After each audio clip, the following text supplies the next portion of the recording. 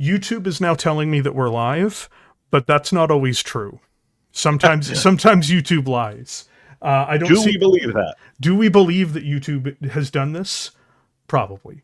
So I now do firmly believe that we are actually live, and I can say that we have Michael Ciaravella here with me today. Michael is basically my favorite Battletech author since Damocles Sanction, and had the task of writing a book.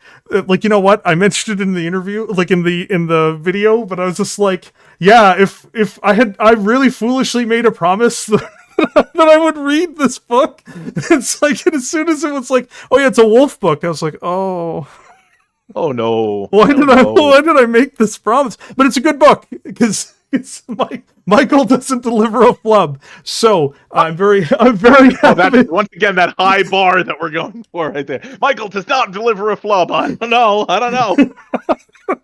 But in all sincerity, we have Michael Ciaravella with me here today, who's also the first person to ever interview me. I never did an interview in my life before you and Catalyst so graciously had me on during the last day of the Mercenaries Kickstarter. We had a ton of fun with that, though. That was a lot of fun. No fun here today. Even though I was bleary. I was quite bleary after 72 hours of straight live streaming. After the stream was done to us, like, I hope I didn't screw anything up, but that was okay, right? Oh, it was fantastic. I think it was also 2 o'clock in the morning, so I don't really remember terribly well. There I am alone in the studio. The poor sound guy is unconscious on the desk. When does this interview end? You're like, that's the fun part, Red. It doesn't. It goes forever. So you obviously the book that we're talking about is Trial of Birthright. That's why you're here today, because I just did a video on it. It only came out a couple weeks ago. It is genuinely like an actually like super important book in terms of what you guys needed it to do. So I did ask you some questions before, and you so graciously answered them for the video. But how was it to be given this incredible task? Oof. As I mentioned a little bit in the video right there, it was a huge challenge. I was excited for it. I've always thought of this as the first new Star League book, and not as the first Clan Wolf IlClan novel coming out. But I knew, as I'm sure we'll talk about a bit, and we talked about earlier too, was this was going to be an uphill climb. As we mentioned a little bit, just to give everybody a little bit of background, this book was originally going to be written by another author, one of the other fantastic Battletech authors. He was involved in the original outlining. He was involved in the original preconception phases for everything that's in IlClan Eyes Only, which is the new book, which is the new source book, and also when this was going to be one massive tome of the size of 1,000 pages. 1,000 pages. It was also the stuff that's going to be in Tom Levine's book, which is coming up in a couple of months. So this was that one's called the Blood Will something, I think it is. Yes, and that is as far as I know as well, because John and I keep calling it Blood Will Tell, which is a different book. And we've called Blood Will Be a Milkshake. Blood Will Alaric. I'm not quite sure what it is. I haven't seen Tom in months. So we've both been in a hole there. Blood Will Rise. The Blood Will Rise. There we go. That's what I'm getting from the chat. Thank you, folks. That sounds familiar. I don't. That does sound about right.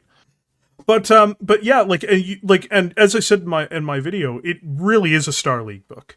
You know, I was anticipating reading a lot of very much Clan wolfing stuff, and it is not that. I just really want to stress that is not what the book is, and in all the right ways. And if you're a Clan Wolf fan, you won't be offended by the book either. The book does nothing in the context, at least from what I saw. At least, or rather from my perspective, it doesn't do anything to diminish Clan Wolf in order to uplift what you guys are trying to build with the new Star League. Which I really didn't see, because you guys have been talking about a Republic successor faction for like a year or two, and I always assumed it would be like Northwind or something like that. And so it totally blindsided me while I was reading the book. I'm like, no, you guys are making the Star League the successor faction to the Republic of the Sphere. I'm like, that's interesting. Like, we'll see if it works long term, but you did it quite well in the book in terms of putting that together. Thank you. Well, also, one of the big things is I always like joking when the Dark Age books came out, when we started with the Republic. I remember the focus at the time was, oh, this is the new Star League. This is Star League Light. And there was a lot of questions at the time. One of the biggest questions was, why didn't you just make a third Star League, a fourth Star League? Why? Now, there's lots of good reasons for that, and as we saw with the IlClan era and the various clans fighting and certain clans disappearing into the ether and all of that other good stuff. But it was a really nice callback. In such a morally nuanced universe as the Battletech universe. What? There's never the good guy. What? Shocking. There's always who's the good guys, who's not the bad guys. But sometimes it's just, we all know universes where there are no good guys. We understand that all too well. But it's also very nice to have some factions that you can feel good about. And that, I know we've talked about this too, I'm a big believer in, of all the factions we've seen come and go and be reborn and be destroyed, I'm a big believer, and I tell this to Randall Bills all the time right there, is please, please, please, when you're killing factions, don't do such in such a way that if you've got a tattoo of this faction, people are trying to claw it off of their skin. Because that's always a little tough for me. You know, I do have one point of commentary, and this is for Battletech as a whole here, and you don't have to answer if you don't want, but by making the third Star League the successor to the Republic, it does feel, at least in one way, I'm like, well, then why did we kill the Republic? Which, you know, it's like, that's not a, like, you know, it works in the story, of course, but I did get this feeling, I'm like, so why did we bother killing the Republic then? That's a good question, and part of that is that's a two-part answer. Number one is, that's my question, and that's a big thing.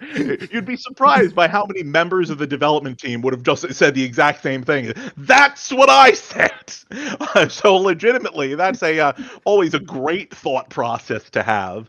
But even more so than that, we're going to see the differences as they come down the road right there. But it's also really tough. A lot of us remember those interesting times throughout Battletech history when there was literally no one to root for. It's Captain Mary Sue who leads the this and that, and just that's it. We'll write 10 books about that, which is great. They were great books, and some of those times where I really felt for this character, but other times it's, I want morally nuanced. This time I want, this guy is going to lose.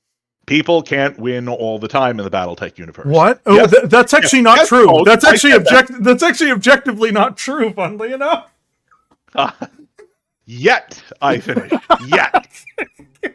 As soon as you were saying that, I'm like, Michael, you and I both know that's not true. Well, yes is always the big statement. One of the things I am going to tease here specifically for your fans right now, so I try to do always something new on everyone right there, is there was, and I will tell the story later in the call, I adjusted the final chapter of Trial of Birthright in the literally 48 hours before the end of the before it was published at the end of the year, and John Helfers, the executive editor, said, no, nice try, you would have made a lot of people happy, but no. Oh, we'll touch back on that later. I'm sure everyone's kind of got an idea. There's a secret ending? Oh boy. There is a secret ending, and there are two scenes that did not make it into the book in the 34,000 words that did not make it into the final copy. That's a novel unto itself. Yeah, no, we were going to be one word bigger than Hour of the Wolf. Coincidentally. Now, 3 of those chapters may have just been John Helfers and the horse that he rode in on, just repeated for half a chapter. It's just pictures of John Helfers. Everyone's like, what the hell? Yeah. He's got a cowboy hat on in one image. You're like, what? Actually, that is the next picture that needs to be done right there. It's actually the second half of the Alaric picture. So if you'd like just open the book, there would be John Helfers in the cowboy hat who's looking across from Alaric. Anybody who wants to do that picture, we can talk. You know what? You know what's really hilarious? I don't know if you follow the channel memes at all, but we just did the trillion kroner bill. Did you? I heard about it. Yes. I haven't seen it yet. Yes. Oh, we're gonna check on this. So I will show this to you in a few minutes once we get past some more talk about the book. But you're gonna love it because you know the thing that will never stop being funny to me. And even though I wasn't a huge fan of Bonfire of Worlds, the Steiner parts of that book are my favorite parts of that book. And how Steiner going bankrupt will never not be funny. Like, you know, It's so funny. You know, and I know that it makes Steiner fans mad, and I'm not trying to. It's like what George Carlin said when he has this joke where he's like, you know, there's a fire running over 5 states, and I don't want anybody to get hurt, but I don't want anybody to put out my fire. Well, we were just joking the other day because we were talking, several of us were talking about the Lyrans and some other stuff, because I love the Lyran faction. I think we haven't gotten a lot of love in a little while. And then going back once again to the Dark Age, we didn't talk about the Lyrans except in regards to the Stormhammers a little bit for like 28 books. And then 3 books had a ton of stuff that everybody missed. Then we jumped over to something else. And it's just, we haven't talked about the Steiners in all this time. Yes, we have. Really fast. Novel-wise, you guys haven't touched on the Steiners in over a decade. Oh, yes. You know, like, but, you know, a lot of people don't know what happened in those books, which is like, yeah, so the state collapsed. Everyone's like, wait, what? Yeah, so, you know, it was there, and now it's not. Now people know as a Free Worlds League fan what it was like in the year 2001. I had to go back to Sarna a few times to go and figure out, who is this person again? Rodrigo, who? So, to get back to Trial of Birthright, there are a ton of scenes that I think are phenomenal in this book. So, like, you know, just from my own commentary here, when I took a look, you know, looking at the entirety of the book, there's parts that are a bit, you know, that are okay. There's parts that are great. There's a few parts I thought were a bit of a miss. I was talking to Jason Hansa, and Hansa's, because, like, I talked to him a fair bit on Discord, and, like, I sent him this one thing, almost like, I swear to God, if Darren says what I think he's going to say on the next page, I hope he gets ejected in his face. And lo and behold, he did say that. I was like, no! It's like, you know, you've got that, he can't keep getting away with this. But I like Darren as a whole, but there was just, but anyway, the parts I loved the most, probably the best scene in the entire book, and I really do mean this, is when you guys brought in Joan 11. Oh, yes. Like, it's so superb because, like Levin is, you know, he's a character with a long history, even though a lot of people don't know who he is. And I was surprised when you guys brought in Joan 11 to do kind of the thing that Devlin Stone always needed to do.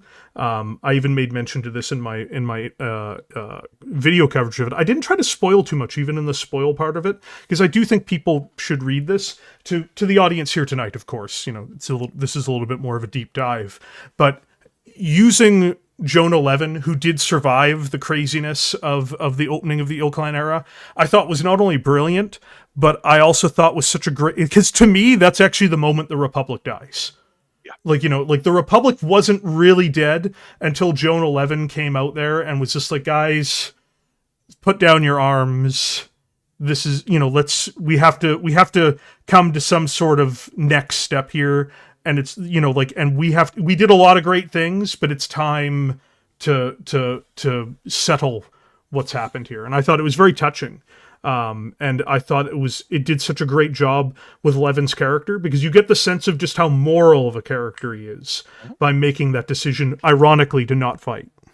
Yeah, and it was a beautiful moment that I had right there, but just that whole scene is exciting, and originally the speech was much shorter, but I did one of the things that the editing team asked for is we want to hear more of it, which was wonderful. But my personal favorite moment of that is just Joan 11 turning on Chance. And that's just I love that. Oh my god. Ooh, that line needed to come back later too. I was just I love how he's shaking everyone's hand basically on his way out the door, but then he turns to Chance Vickers and he's like, "Yeah, you should die in a fire." Everybody else is like, "Oh, best of luck. Oh, I won't wish you luck, but I hope you take care of my people." Blah blah blah. Turns to Chance Vickers, "Please die." And die badly. Yeah. Well, we have long memories. You will be one of them. Oh man, I'm just the whole that whole moment right there. Not to mention, for everyone who doesn't remember too, if you look back on Sarda right there, Joan 11 looks like a toaster for a head. He is built. He's huge. Just a rock.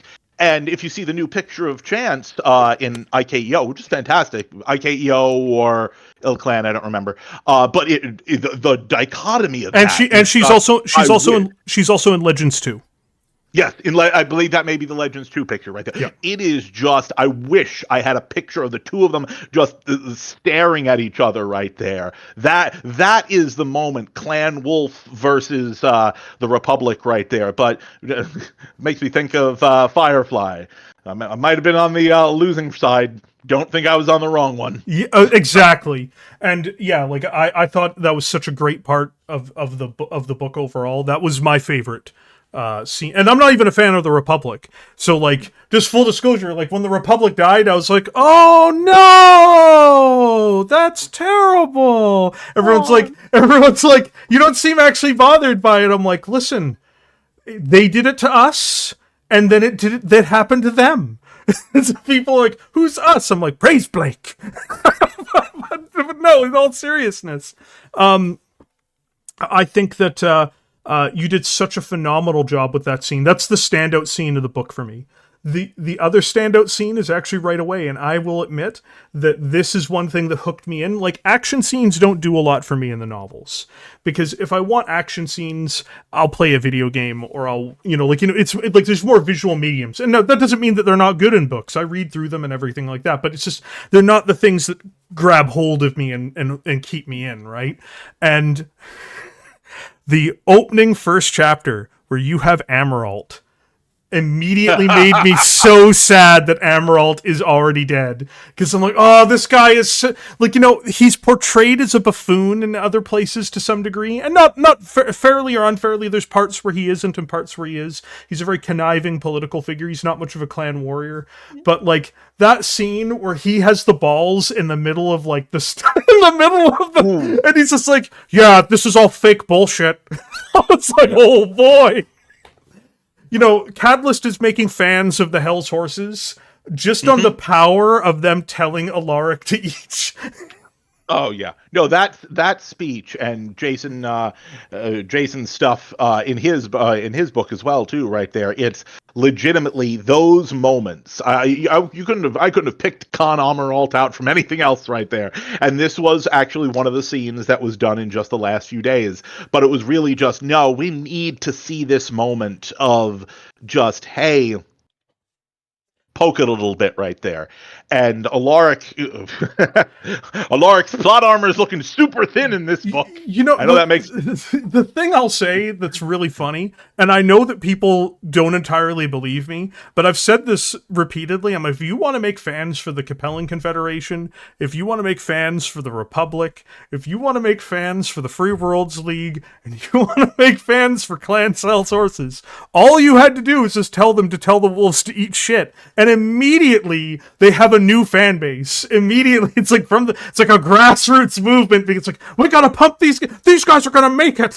It's like, it's to use professional wrestling, and I'm not a big wrestling fan anymore, but like, it's like the Triple H Reign of Terror era, or it's like the Roman Reigns being pushed as a face era, an era I didn't watch but I heard about through friends, where like everyone's like, this guy has to lose, we can't stand it anymore. And they're like, but what if they won again?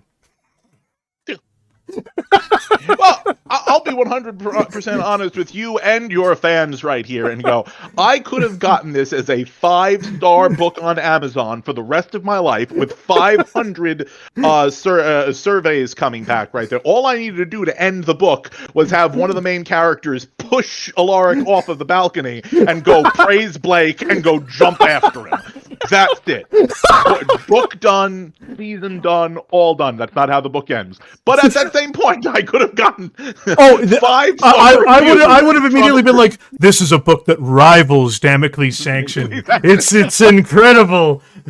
This book is getting, the cover of this book is being tattooed on my arm. The other arm will be the picture of him being pushed. That's fine. Best book ever, hard stop. But that brings up another scene I thought that was excellent. Janella Lakewood, the only person who might be able to occupy the seat of Arch Trader almost as much as Tara Campbell, but not quite.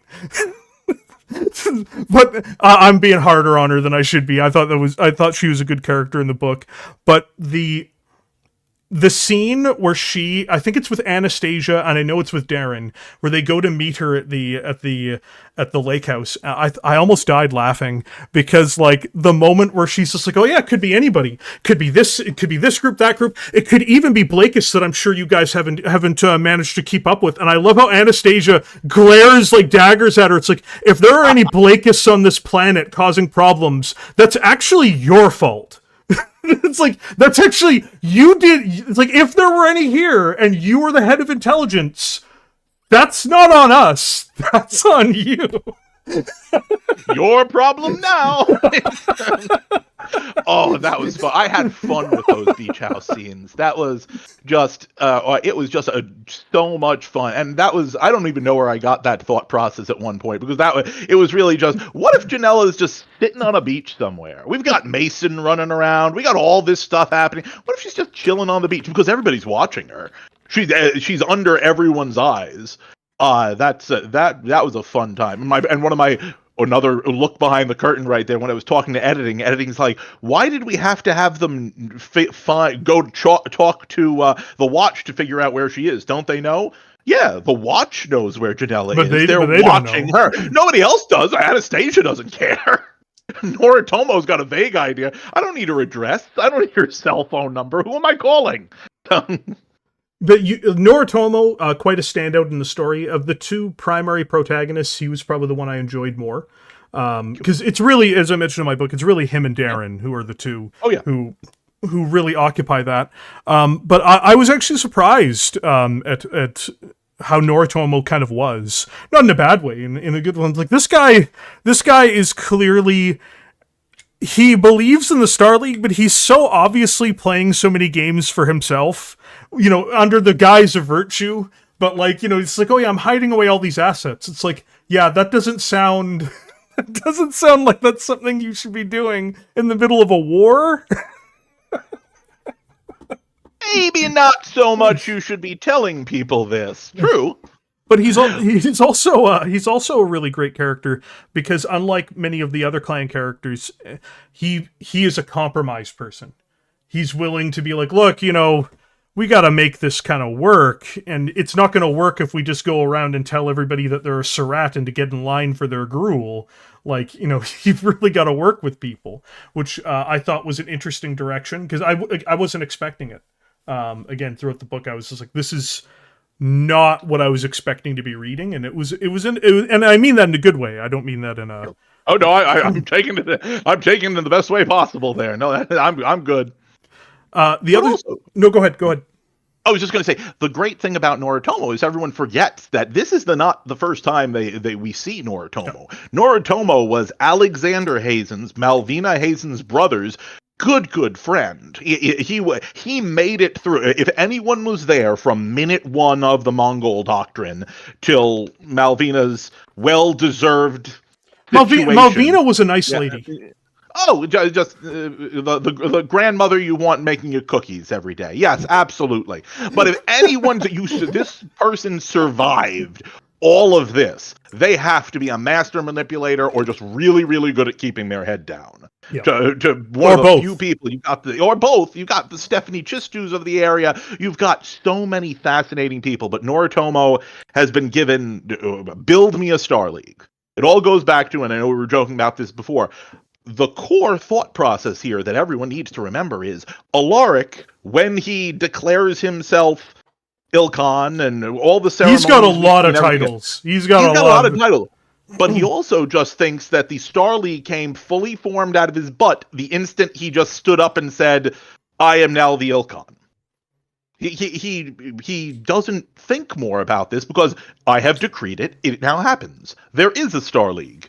Yes, congratulations. But it is congratulations. But there are not 300,000 warships in orbit anymore. There's not hundreds of thousands of regiments reaching out to the stars right there. You've got about 6 guys in there, 1 mech. That's about it. It's like, you can call it the Star League, and that's cute. And Noritomo's the only one who seems to actually fully get that, other than the people he brings in. Because, he's also like, yeah, there's this, he's like, it's going to take decades for us to do things, guys. He's like, we got to survive in the meantime. But that's if the wall falls, once again, all this that's happening right now is inside the Terra system. All this conflict, all this craziness is right there. But at that same point, if that wall falls, there's so many people already clawing at the walls. They have been for now decades, but it's just somebody else on the inside. I actually don't think if the walls fell, it would be disastrous anymore for one reason, which is that no one has the logistical or military capability to exert power to attack Terra. The Capellans did. So, IlClan's Eyes Only's come out. I've covered that as well.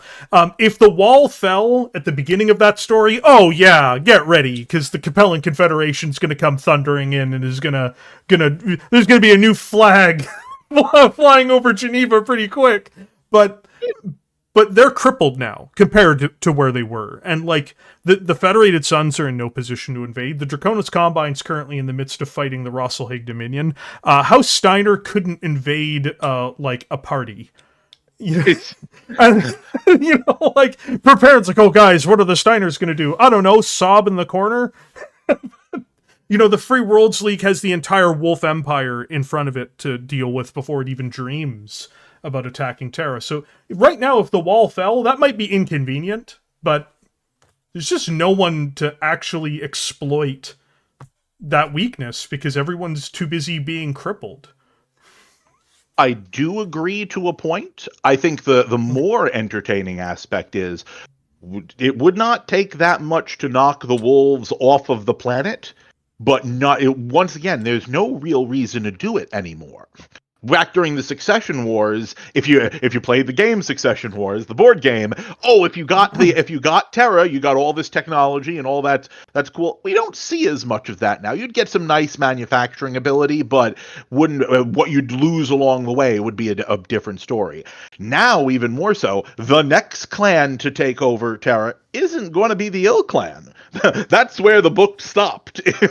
And once again, as we've proven, that's a little vague in the first place. But no, you can knock the wolves off Terra, but then what you've got is another succession war, or that's where you've got another massive conflict. It's just more political. It's just more political crisis. Oh yeah. What would we be looking at right there? Now this could go 120 different ways. That's the way of the galaxy right there. You never know what happens in those things. But yeah, we were at a major turning point of, hey, exactly as you said, the entire galaxy needs to take a quick breath. No, it's almost the situation. No, it can stay 1918 forever. Really? It's all the societies start falling apart. It's like, what's going on? Thank goodness this third succession war just ended. We'll never have to worry about something like that ever again. Thank God Comstar is keeping us all calm and protected. As they should. They understand who deserves technology and who does not. Very true.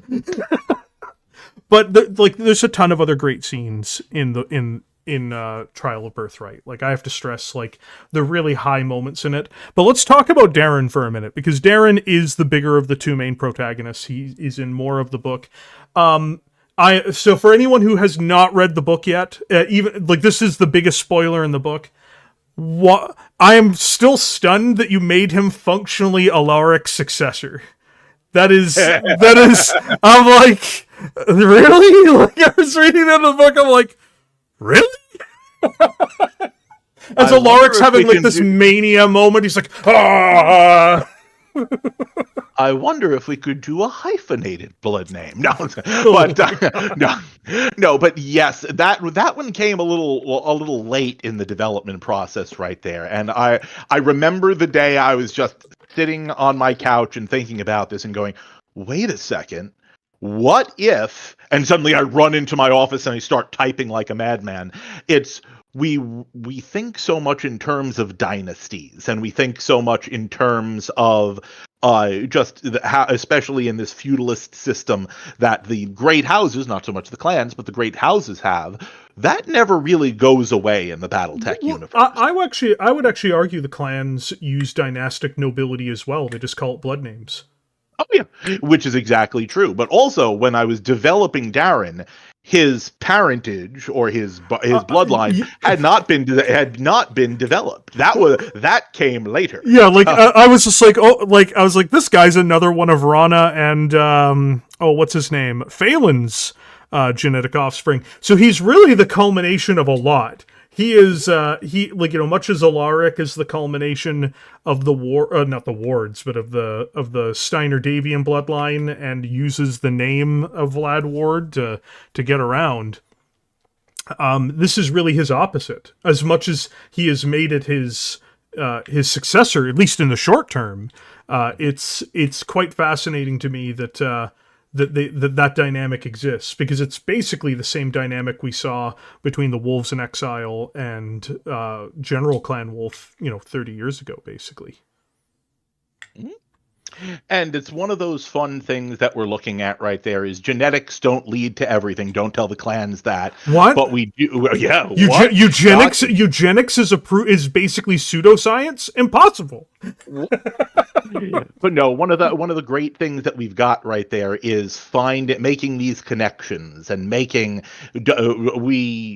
how do we make these characters even more interesting? Once again, and I know you put this question up on your review of Trial of Birthright, one of the big things that I needed to focus on was I needed to make a couple of characters who everyone didn't hate instantly.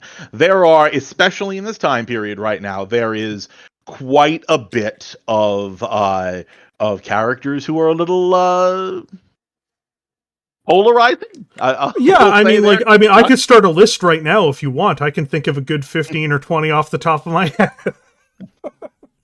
Yeah, but no, that's the biggest thing that's gotten me, and one of the reviews that I read, someone posted on Facebook, and it was, the book was fantastic, but it was a Clan Wolf book, so I couldn't give it better than a C. Like, okay, I got you, man. I understand the theory right there. Once again, we knew the actual topics were going to be very divisive, but we also wanted to move the era forward and start looking in the future. Thinking back to when I was reading the FedCom Civil War books, and when I was reading Sword and the Dagger right there, I couldn't have imagined what's coming down the road in the future. And as much as I know what's coming down in the future, I couldn't tell you what coming after the next two circles of rotations of the galaxy. So much exciting. Yeah, no, it's as you know, I had a huge problem with the Teran plotline. I've been very public about this. It's just like nobody, like, my favorite one is when everyone's just like, he just toes the party line. I'm like, I don't think anyone knows some of the things I said about the Teran plotline.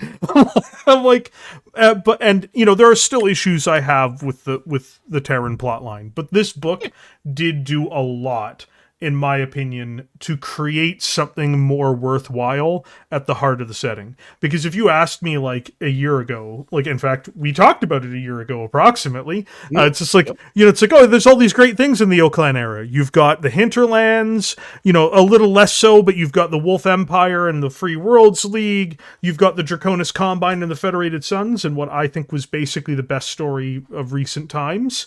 And it really, it's fantastic. I can't say enough nice things about it. Everyone go buy Damocles Thank. It's a great book. Trial of Birthright later. It's a great book. It'll be there. Don't worry. But the thing I loved about it though, just like, and while I'm still not quite there to say like this is one of the highest points of the era, it is still, compared to where it was, if you like, I was just like, look guys, there's nothing to even be salvaged here. I'm like, why are you bothering? I'm like, but it turns out I was wrong, and I'm big enough to admit when I'm wrong, and that's, and it's true though. Don't like, me being wrong is a good thing. Not always. For me, sure. No, I'm thrilled. No, it is a good thing, because it means that there's more worthwhile stories to tell there than I thought there would be. Because, like, I don't like it when, like, there have been eras of Battletech's history where it has just spun its wheels in the mud. Like there's a few moments with even the Republic, which I know you're a fan of, where it just felt like for like a 5-year period, you could just see the wheels turning and mud flicking out, and you're just like, where are we going? We're not going anywhere, boys. It's just what it is. And I was afraid that the Terrans, like this whole plot around Terra, was very much going to end up being that way, and it's not. So, like, just by virtue of it not being that is an incredibly healthy thing for the setting. Like, I just have to stress. Because if this book had not been good and I'd torn it apart, I have to stress, that would have been bad for Battletech. It's not bad for my view count. My view count would have been very high. People would be like, hey, check out, he made a video and he calls this book a piece of crap, But the reality is I don't care about getting good views on a video like that. I want to see good things. I want, I want the stories to make sense. I want the characters to be compelling, and I want like events to largely make sense. There are things you have to fudge to get out of certain positions, and maybe a few small decisions can be made to get certain things out of the way, but this story doesn't feel that way. For the most part, this story feels like it is actually a direction that would reasonably happen. And that is, I have to stress, very good. Because I was terrified. I was absolutely terrified. Because I was like, if this book is going to be bad, it's going to be a disaster. And it's great. So, I've got months to wait for the next one right there. No, if we had this much time, and we joked about this, if we had as much time between Hour of the Wolf and Trial of Birthright, between Trial of Birthright and Blood Will Milkshake, it would absolutely... we would all have had a tough time. But also, I want to correct one of the things you said, because you also really nailed something a year ago when we were talking at Adepticon. We do look back at some of these eras of Battletech, and at the time, they don't necessarily all hit. Does everyone remember the Jihad era? When we oh, you've done it now. YouTube doesn't like that word. No, yeah, that's okay. Don't worry. Yeah, that J word. I didn't write it down. That's fine, unless they shut down the cameras. We're okay.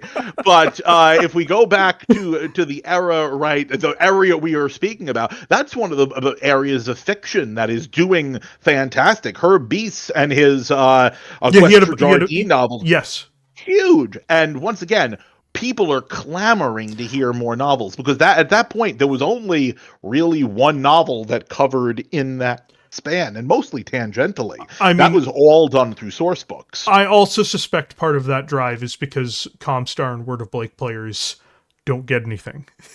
So they're a very large player base, which I found out to my surprise.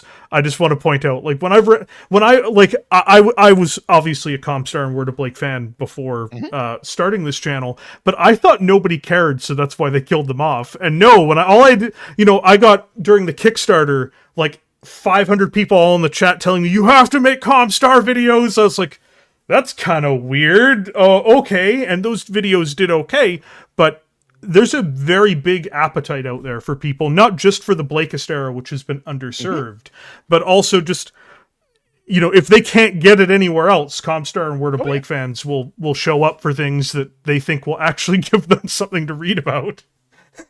Well, that's the thing. You write a Night Comstar novel, I'm going to read it. There have been a lot of great times in the past that we want to connect back with. So, no, it's exciting all around. So when the Star Adder Ascendancy arrives from the clan homeworlds and conquers the remnants of the Lyran Commonwealth before attacking the third start in this game, oh my god, can you imagine that? That sounds like a great plan for 2029. Hopefully my blood sugar will hold up till then. So the next guy can do it. There are some books that even I wouldn't be able to write right there. Even we already dodged one bullet right here. I'm not quite sure. So the Star Adder Ascendancy, led by Alaric's twin brother. Oh my god! Alaric. Stellaric True Scott. It's changed the last name. It's like, looks mysteriously like Victor Steiner Davion. You're like, come on! Let's need... You've got Jesse Pinkman in the background, so you can't keep getting away with this! So for everyone who just missed it, 2029, Hour of the Wolf's successor, Wolf of the Hour, will be coming out, starring the Star Adder Ascendancy. Oh my god! I wanted this book. Trial of Birthright was my choice, but at that same point, 2 minutes after that, I said, "Can I make it Wolf of the Hour? Oh, God. Can I please call this book Wolf of the Hour?" No. So, obviously, this book has come out, and, the reception to it seems to be pretty good so far. Yes, I know, it's a whole book. I got my author's copy today. It was really cool. But in all seriousness, you're going to be moving on to other books for Catalyst Game Labs. You betcha. I am already knee deep, as I have been for quite some time, in A Treachery of Ravens. Oh, Ravens book. Nice. Yep. I don't know if we've announced that title before. I think I did. You did. So you have announced it before, cool. Yes. But I just want to stress, in IlClan's eyes only, they had the best outing of any of the factions in that book. Just in terms of the politicking and the connivances, they seem exactly like what I want to see in a hybrid faction. So I am extraordinarily excited because they've not really ever gotten their own primetime. As you know. No, they have not. I've been playing around with a lot of interesting things that had been talked about and taunted for decades now, and I think there's a lot of interesting aspects there, especially as one of the clans that took to a lot of the aspects of clan culture, but did them in a very, very different way. Once again, the focus on blood families, the focus on aerospace, just some really fun aspects there. And this has been a ton of fun to play around with. And on the clan side of things, they have the McKennas. Mm-hmm. If you want to talk about people who probably have the best claim to, for just talking about the old school inner sphere claims. Most of the people who went off into the depths of space had zero claim on Terra.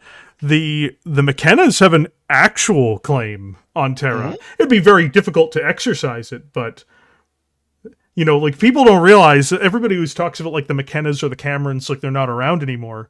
There are Camerons and there are McKennas that are politically powerful, even the Snow Ravens or the Regulan Fifes. People forget that these people aren't gone.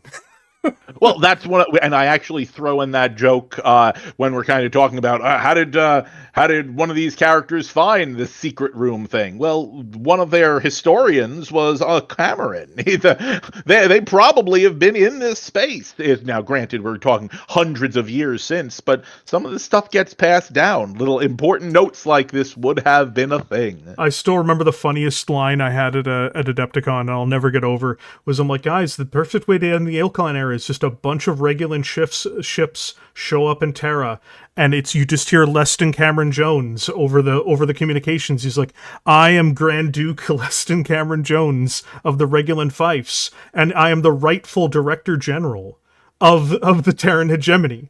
I bid 45,000 thermonuclear warheads to back my claim. To what forces do you defend? You imagine everybody on Terra like, he can't be serious. You can see all the missiles coming.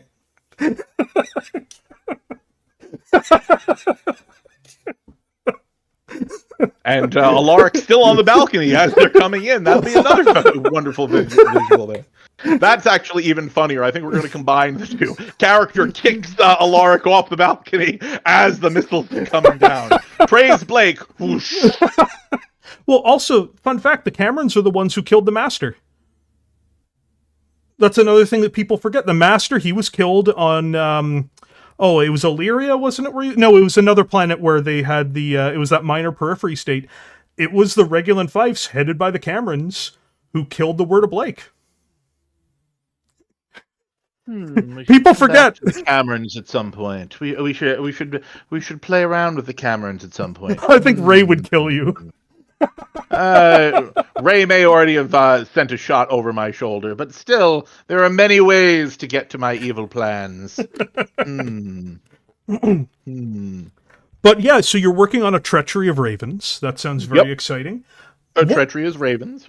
What would you want to work on outside of that, though? Because you know as well as I, there's always ideas with ideas on top of ideas. What's something else that you would like to tackle without giving too much away?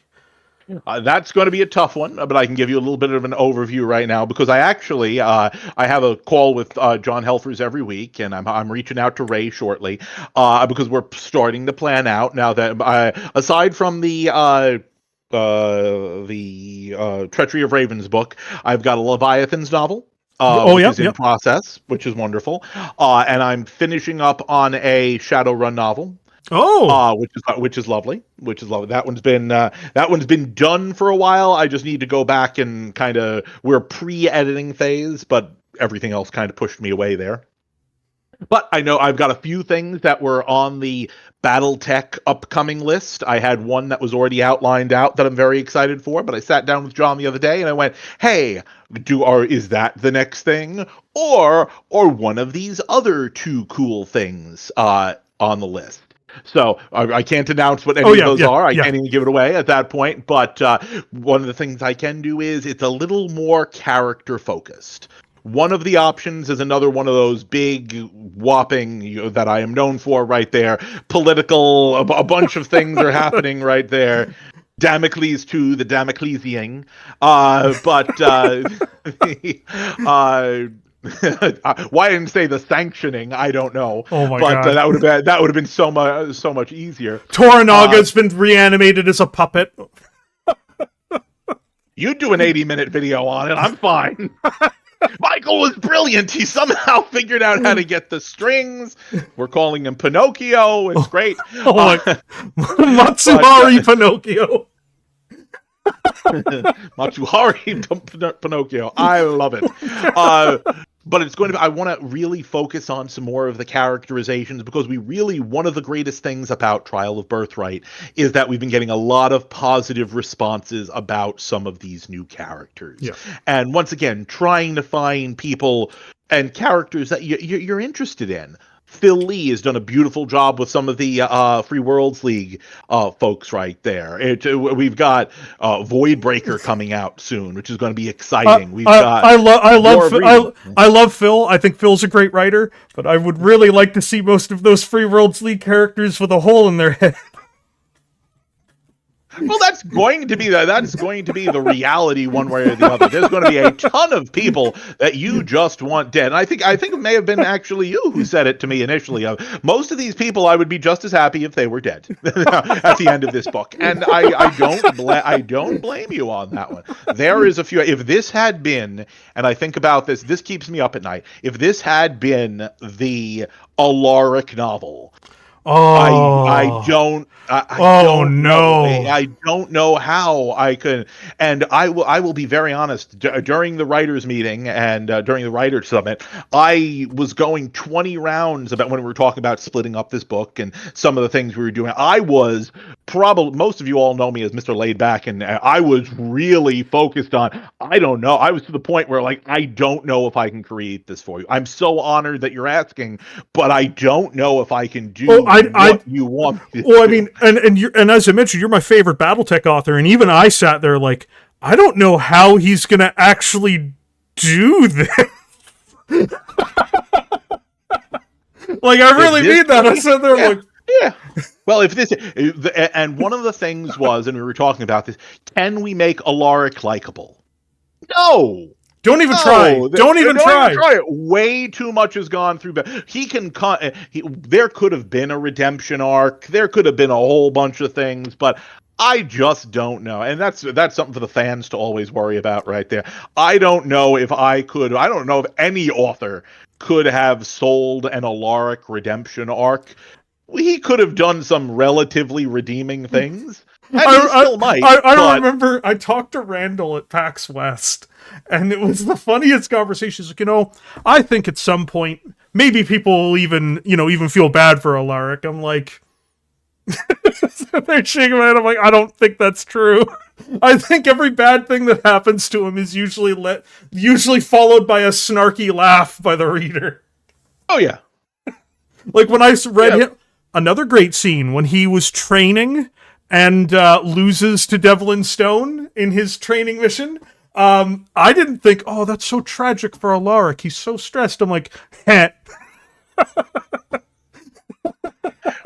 Oh, you hit on one of the Easter eggs, so I do need to go with that. If you look at the back of IKEO, the last actual page of IKEO, it has Trial of Birthright, but the cover is actually the old IlClan fight. Oh, with the two, Alaric. Yep, that was I originally. Scroggins painted that. Scroggins did do that, and once again, while we were at, I want to say, Gen Con last year, I sat down with Brent and said, hey, I'm planning on having this scene. I'd love to recover this, do some adjustments, and make this the cover. They made a beautiful blow up, and that's what's in IKEO right there. In the end, due to some changes and things and just some shifts of focus, we did go with the new cover, which I love. It's absolutely gorgeous. I don't think I loved it as much until I saw it on my big TV it's a beautiful cover. Video. Oh, it's gorgeous. But even having it right here, it's gorgeous looking at it in front of me. But when it was on a 60-inch TV and you blew it up on your review right there, that looked cool. The colors just jumped out. But those are the sorts of things that we're looking at. It is so much fun, and these changes that happen on a regular basis. Just on another note here real quick. The next book I'm actually going to be reading here at home, I've got 3 books that I'm going to be reading. I'm not working this week outside of streams. I'm not doing any video content. I spent 8 weeks straight, 7 days a week making videos, even through Christmas and New Year's. So I'm taking like a few days off, and I'm finally catching up with reading stuff. The main books I'm going to be reading through are Heavy as the Head. I think that's by Phil Lee, which is I've heard a lot of good things about it, but I haven't read it yet. It's got a Battlemaster as the cover, or is it Heavy as the Crown? But that's going to be probably the first one I read, because it's the one that I've been waiting to read the longest. Then I've got the second Death Kangaroo novel to read. And then I have... Oh, there's one other book that I'm forgetting. I'm just trying to mention other books that have come out as well. I know which one. There is one book that I have put aside that I'm looking forward to very, very greatly. Now, I've got a few advanced copies of a few things, but I personally bought a copy of In the Shadow of the Dragon, Craig Reed. That's a great book. And I am just... Well, I knew...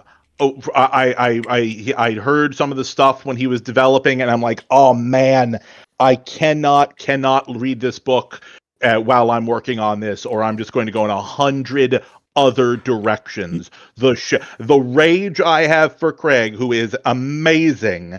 It's like he's got a secret connection right to my brain of what I would super write if I, you know what? wasn't working on the project. The thing that struck me was, I'm not going to spoil it for you. I'm sure you know most of the events in the book, but I'm not going to go through. And the thing that surprised me the most is how much of a crime novel it is. Yeah, you know, like, and that. How awesome is that? It's such a fun book. So I had an absolute blast reading through it. I did a review for it. I had Craig on here. We talked about the book. There was some connection problems during the interview, but that was still a lot of fun. I really enjoyed In the Shadow of the Dragon, and it really helps frame, because Toranaga was still alive at the time. Spoiler, I don't know if you know this, Michael, Toranaga dies. Oh no! Oh no! Oh no! I hope it goes in a good way.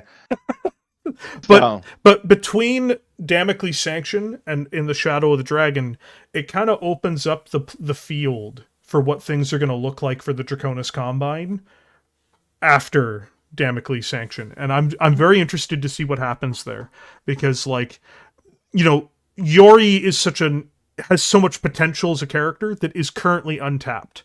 And I really want to see, like, you know, she was great in The Shadow of the Dragon. I just mean, as a whole, we don't know what she's up to right now. It's like Trillian. I always feel bad for Trillian because so many people haven't read how Steiner got this way. People mix up Trillian with Melissa Steiner II, which is hilarious.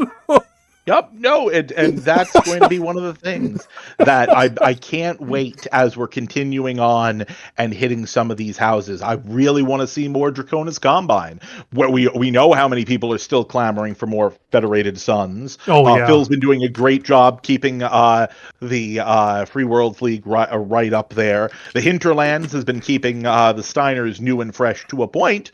And once again, the next book, we're going to have a lot of Liao love in there, which is really, really exciting. But all these things, delving into that, being able to check in on those places, and just some of that beautiful stuff that's hiding right there. When we're talking Craig, when we're talking Jason Hansa, when we're talking Phil, the War of Reaving trilogy. Yes, I am so very excited for this. So it's going to be amazing. You've got Craig Reed, Jason Hansa, and Phil Lee. I think that's incredibly exciting. I can't wait to delve into that. I've talked to Phil a little bit about some clan stuff, because I'm working on a video called What If the Clan Invasion, that is an alternate clan invasion where different clans invade, and the entire thing is a complete shit show. But I actually, like, you know, I asked Ray, I'm like, you know, because, like, when I have questions, I do try to ask people if I can't immediately find answers to them. He's like, you should talk to Phil. And talking to Phil, what an incredible treasure trove of information. Oh, yeah. Just absolutely incredible. So huge props to Phil for his help with that. He'll be in the credits of the video, just because he provided me with enough information that that I'm like, yeah, just spectacular stuff. But his knowledge of clan stuff also leads me to think that his Wars of Reaving novel will be exceptional. Oh, all of them are going to be. You've got 3 blockbuster authors who have been given a near blank check and a beautiful opportunity in an area that has been well delved into from a source book side, but to really be able to jump in there. I cannot wait to see what they come up with. But do you think if we do go back to the Lyrans that Trillian should make her reign name Melissa III and just really confuse people? Don't you start. Don't put that evil into the world, Michael. Don't put that evil into the world. The Lyrans literally have enough problems. They don't need Michael Ciaravella adding to them. No, this person is no. And they have so much writing potential right now, though, because what people don't realize is, like, when your factions are in desperate situations, that isn't a bad thing in and of itself, because now you get interesting stories about how they have to adapt to the new environment, and you can see who rises and who falls under those conditions, and so that's just super exciting to me. In terms of what they've got going on with the Lyran Commonwealth, because, like, and which, you know, this is a shame. This is, in my opinion, a shame we haven't gotten more from it, because I'm like, there's just so much potential, not just in the hinterlands, but in the entirety of that area. Yeah. And once again, just the joy right there of the Lyrans may be a little bankrupt, but they are still a great house. It's legitimately there. When we're talking about the hinterlands, we're talking about some nice factions, we're talking about things, but they're also next to a couple of great houses, one of whom is got nothing else to do, and the other one's a little busy, but it's an interesting area right there. Go back to your thoughts of the old Chaos March, and yeah, no, it's right in the dead smack in the middle of everyone. If anyone gets the uppityness to just go in there and give it a good smack, we'll have some fun. You know, the fun part about the Lyrans is I was joking at Adepticon last year, and I'll never get over it. I'm like, Ray, of course the Steiners will attack the Mariks. He's like, but why? I'm like, because that's the dumbest thing they could do. So it's like, and this is House Steiner. They'll always do the dumbest thing. See? I would very, very much like to see that battle right there. That the Lyran Commonwealth is going to war with the Free Worlds League. Why? And the entire battle is like lance on lance. The entire war is lance on lance because that's all they have to devote to this, and it would just be hysterical. Oh, whoever wins is the one who's still got his charger standing. That's great. That's lovely. Yeah, wonderful. Thank you so much, you guys. Do we even waste the money to send the HPG message back? We won! Who cares? It's like, you know, so two groups of people who hate each other enough will be petty enough and spiteful enough to do that. But no, I'm so excited also for how should I put this? I'm so excited for for your next book, which looks to be, or the one you're working on, A Treachery of Ravens, which you're allowed to, because you mentioned it before. Is that going to be an IlClan era novel? Yes. Oh, so that's more exciting too. So we can it's going to actually be participating in all of the events going forward. So, what drew you to the Snow Ravens? I have always liked the Snow Ravens because I'm a huge warships fan. I know that's a little dangerous to say in this universe right there, but I'm a ship snob. I like a good ship. I love Star Trek. I love Babylon 5. I love great shows. Wing Commander. I love Space Above and Beyond, The Expanse. I love starship battles, once again, Star Wars. We've got all these. I love good space battles, but the Snow Ravens, number one, it's an area that really hasn't been delved into. Yep. And all the characters that we've seen for the Snow Ravens wind up being interesting in odd ways. Sterling McKenna, who we've probably seen the most of all of them right there. Very interesting, a fascinating character who has just been delving in and out of power next to some of the great houses right there. So I'd love the next romance story. I very, very much want to find out the whole Harrison Davion, Sterling McKenna thing. How did that happen? You know what? I would read that novella. I'm sure that it was just like there was some diplomatic event or some trade event where they bumped into each other, and a lot of people back in the day used to meet their spouses at the grocery store. Yeah. But just that, I would want to see that. The scandal. Think of the scandal. The scandal, yeah. Well, an American president. No, it's legitimately some of the we can do. These are movies like this that are stunning. No, I am absolutely fascinated by that. But I'd like to see some more of the Snow Ravens, especially with their focus on blood families and more. You'll see the connection I'm trying to make when it comes out. I don't want to give this one away. Don't give it away. Don't give it away. I've been taking things in a little bit of an interesting direction, and hopefully it'll survive editing. But legitimately, they're a different type of clan. But especially now, I think that they're a clan who is particularly suited for this new era. Yes, this is their time. Yeah. We have seen a couple of interesting characters right there. We've seen Noritomo. We've seen Eston Kanto. We've seen a few other interesting people who, these are clanners, but they've survived everything that came to now. But now it's their time to shine. Yeah. Yes, you may have made it through the Sibco, but how do you? What is this universe going to look like later? Because once again, the clanners and the wolves and everyone else need to now deal with the inner sphere. There's no ignoring them. They are. We now have the IlClan dead smack in the middle of everything. They're going to have the great houses are still a thing. We're going to have to deal with that in one way or another. Well, I mean, Alaric's proposal that the Great House leaders just shepherd their people into the Star League and then gracefully step down, that seems to be a really reasonable and likely outcome.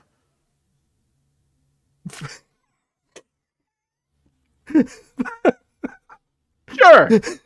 Reasonable is what we talk about. I love that at the end of Ilkon's Eyes Only, where he's just like, oh yeah, it's now your job to shepherd your nations into the Star League and then to step down. It's like, okay. Well, yeah, that's going to go over great. I'm sure Noritomo's just sitting there as he watches this message going out like, no! Having a small heart attack. He's just like, hold on, did we just tell them all to abdicate?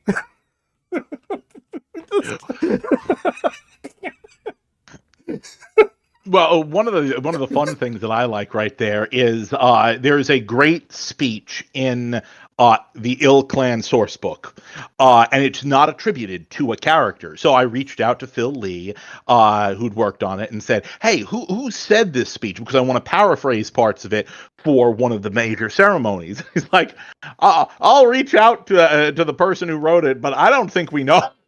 And we were joking more because, I think this went out to all the great houses, so I don't think they read it anyway. I still love that, though, where it's just like, you imagine, like, Noritomo, because you can see him doing all this diplomatic work in the book, which another part I thought was excellent, was, like, all these trapped diplomats on Terra who were like, yeah, you actually legally have to let us leave. They're like, yeah, we know, but... What if we don't? What if we don't, though? You are absolutely willing. You are absolutely ready to wait in your embassies for your messages to come from your great houses. Do the great houses even know if we're still alive?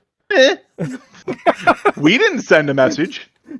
But he's doing all of this work, and then and obviously Ilkio goes further in the timeline than the events of Trial of Birthright. But basically 4 or 5 months later, Alaric's like, all of you belong to me. It's like I can't imagine the hyperventilating. His heart's just racing. He's like, hold on, this went out? Well, it's even better. We were having this joke while doing Trial of Birthright because some of the timing shifted from when I originally designed it. And so there were scenes that involved us reaching out to the great houses. But one of the first scenes comes in very early in the book, and I remember all of us sitting around and going, wait a second, with the time shift that we did right now, it's been literally hours since Devlin Stone was killed. Nobody even knows about that. The great houses aren't getting nothing. They're not coming to the ceremony because it's tonight. They can't even get on the jump ship. Would not even get into the system yet. You wouldn't be at the nadir point yet. We're not even there. That's awesome. So let me think here. There's there's a few things we'll get to from the chat. I think the chat, we've ignored the chat for much of this so far. Part of that is because I'm a bad host. The chat knows this. The chat is. I've been reading it on the side right there, so it makes me smile. A few of you that when you see the smiles sneak up when I'm not talking. No, I got you. So we've got the first. We'll first go over the super chats people have generously offered. Tello said, "Red, when does the interview end, Mike?" That's the neat part. It doesn't. From Besker, we've got, when you have to kill a faction, give it to Michael. He seems to like killing factions off. That's not very nice. Wow. And okay, now this is a fun one. All the other Battletech authors that I see hiding in the chat right there come to defend this right now. No. The one who kills factions is Randall. When we want something dead, Randall takes that. Randall has such an incredible speaking voice. A lot of people don't attribute this to him in that it's so passive. So even if he actually is being sincere, has emotion in it, it just sounds like he's just being super cold sometimes. So you just imagine, it's like, yeah, it's a tragedy that Novacat had to die. It's like, I don't know if he's being actually remorseful about this, or... Yeah, no. I've apparently, I've wounded a couple of factions, sure, but no, all the ones that I got, they were already technically dead ahead of time. So yeah, that's fair. But no, when you want to kill something, that's on Randall, right? Kill a faction, that's on Randall. I'll kill some good characters. We got that. I'll take care of the characters. But if you want to kill a whole you faction, monster, you killed Toranaga, you monster. Made him more powerful than you could ever imagine. No one knew who that was. I knew. Remember it. You knew who it was, but nobody really seen what he could do for a while. Now it's just books after books after him. I remember I had a discussion with Ray on Discord. Like, this was when I was just starting YouTube, and I remember I asked him a question because looking at it, because I looked at the history of Toranaga's battlefield performance, and I'm just like, it's so many people were saying, oh, Julian, he's going to work over Toranaga, and I asked him straight up, I'm like, if these two people had equivalent forces, I'm pretty sure Toranaga would wipe the floor with Julian. And he's like, yeah. He's like, Toranaga, in terms of inner sphere leaders, was the generational commander of, he pulled off feats, and they're not unrealistically pulled off. So I want to put, it's not like with the Wolves where it's just like, I was in the middle of the battle and I blacked out, and then I won. It's nothing like that. It's like, no, he had reserve forces prepared, which were talked about before. It's all detailed in the book. Oh, another one of the actors gets involved, but they don't realize this because of the blackout, and he's able to exploit on it. And so it comes through much more organically. And so he killed Clan Novacat. He defeated and took the capital of New Avalon. He broke the back of the Republic of the Sphere in the northern part of their... you just go through, all of his accomplishments. You're like, this guy was incredible. And then you had the audacity to kill him like a dog in a jail cell. My God. The only way that Julian was going to beat him, if Julian had been old school Julian and had been Prince's champion Julian, that would have been a fun fight, Toranaga, war leader to war leader. But as we saw in Damocles, that shifted to Eric was Toranaga's competitor right there. Julian has too much to do trying to save the Suns. It's leader Julian couldn't do both. He also comes across as a very damaged person, and understandably so. He's been through nightmarish things. Like, if you go through the history of Julian Davion, you're like, wow, this man is a walking post-traumatic stress disorder. Oh, absolutely. If you'd taken Julian just before he got to Tharkad, you could be like, oh, wow, this he's young and he's got this really forward vision. By the time Julian gets to New Avalon, he's like, my hands hurt, but you don't have a left hand anymore. I know. And that's the great thing right there. You think back to Harrison Davion, who was a fun character. Yeah, don't lead Julian on for forever right there. The entire Caleb era could have been avoided at any point. We could have. Now, it was great for the story and it was great for the universe. This all worked out really, really well. That was magnificent. But you look at Harrison Davion making some good choices. I don't know what he was focused on. Well, I do know what he was focused on. But at that same point, goddamn snow ravens. At any point. I don't blame him. In the similar position, I would be just as distracted. But at that same point, at any point you could have made this easier. No, Julian really was shafted for the entirety of this. And once again, going back to the Dark Age era, we see a few characters like that. Trillian, Julian. Trillian is basically Marik. She's basically Cassandra. She's out there telling everyone, I'm your advisor, and I'm advising you that this is an incredibly bad idea. And they're like, what do you know? It's like, well, if I don't know anything, why do you have me assigned as the advisor? Everyone's just ignoring her. It's like, what do you do? She's basically sent off to these diplomatic missions where she's like, yeah, I fundamentally disagree with what you're sending me to do. Do it anyway. Shows up, we want to do this deal. You don't seem very enthusiastic. Why should I be? Well, we also think back to the ones who did step up right there. Deny.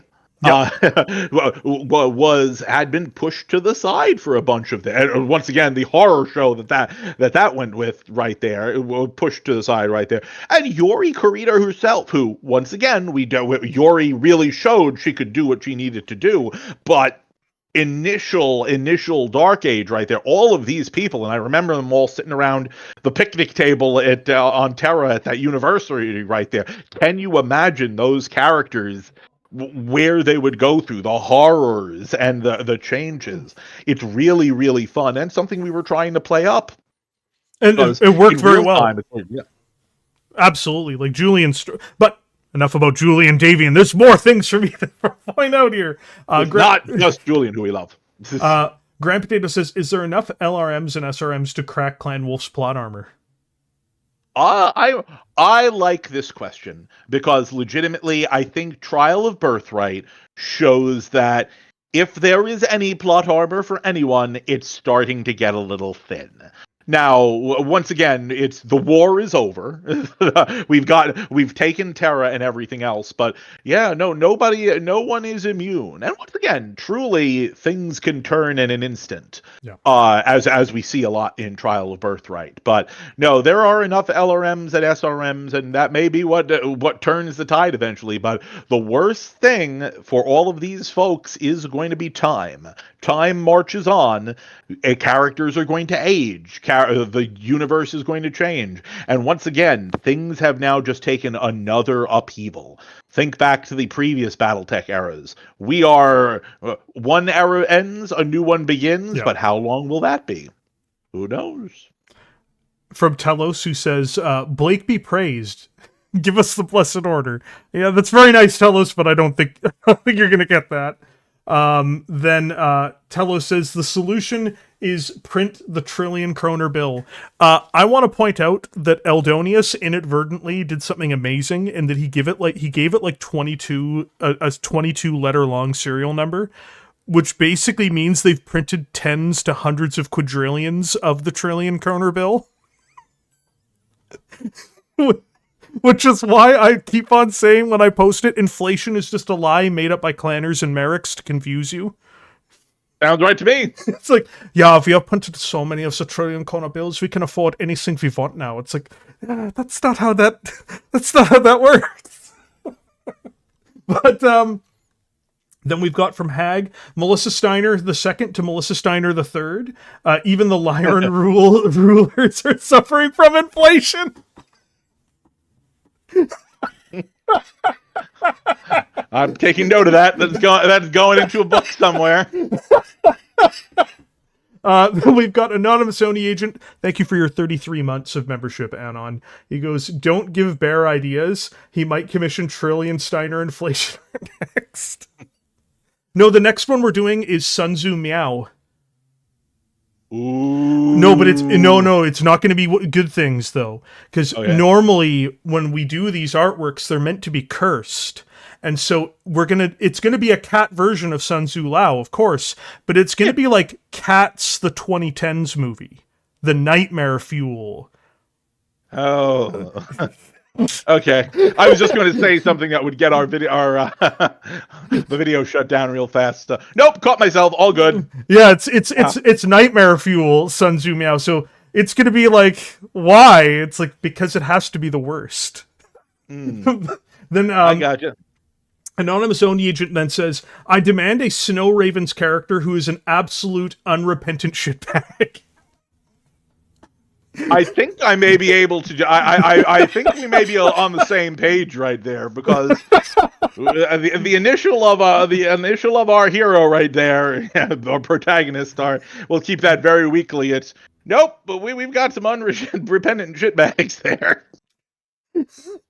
Clayton Hollowell says, I have a question. Does the rank of Galaxy Commander still exist? There seems to be only Khans and below them Star Colonels.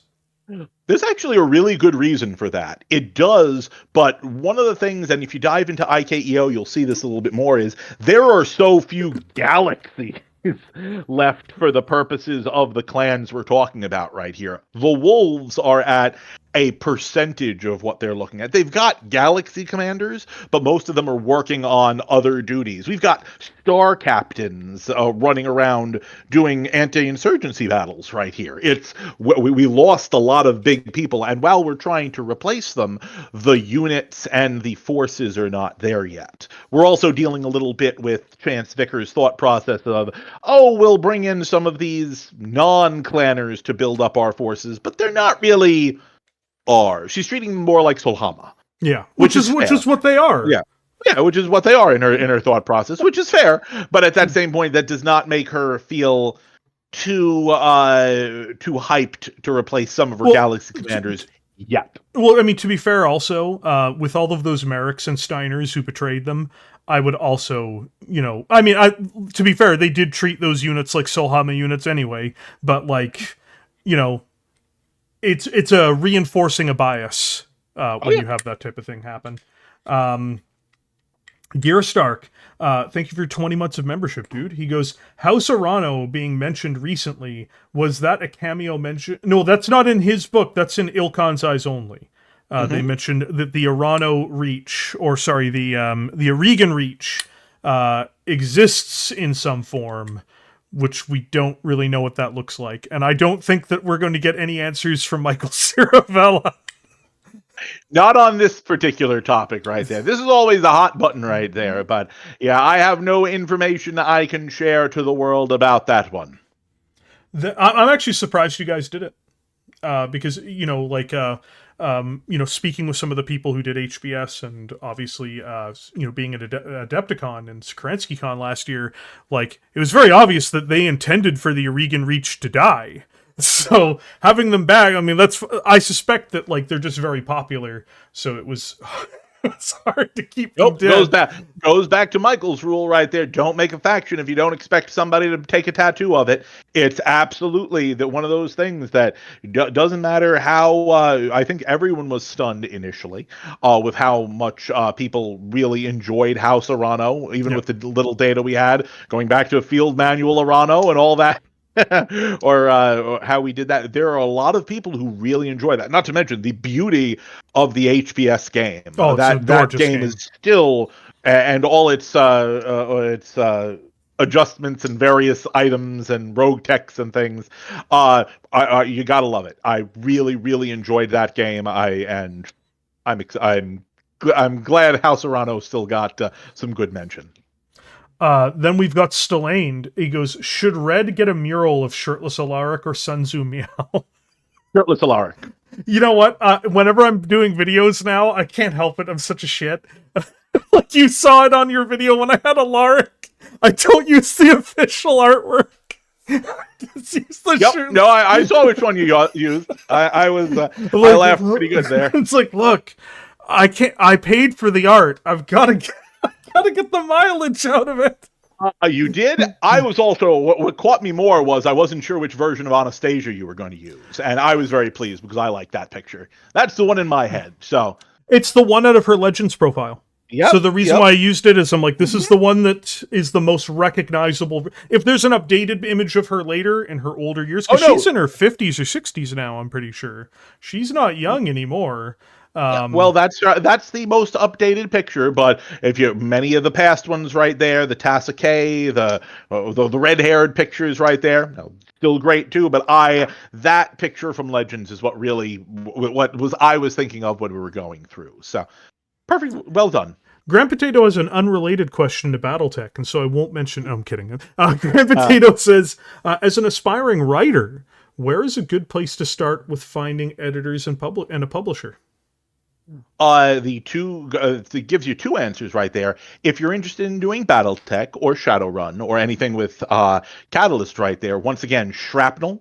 Reach out to Phil Lee. The submission guidelines are great. I am very blessed that several people I've known in my life outside of this have begun writing, and a few of them have already been accepted for Shrapnel, so that is a great thing. Also, I believe it has been announced that there is a new Shadowrun magazine that is coming out as well in the vibe of Shrapnel done, and that one is also being developed. So another option right there. Both of those are great places to start. Now, just in general, if you are looking outside of there, looking online for editors, there used to be I remember when I was in high school, there was a massive tome at the library, back when we all went back to libraries, which is all the publishers and writers and their submission guidelines. And you can find them, I forgot the title of it, but you can get it in your local library. Your librarian will be able to find it for you. And if you're feeling, hey, I want to write science fiction, in there is nearly all of the major science fiction companies right there, their submission guidelines, their website, usually a phone number right there. Now, it's going to be slow going, and you're going to have to apply to a lot of places, but it is a great place to start if you're doing that individually.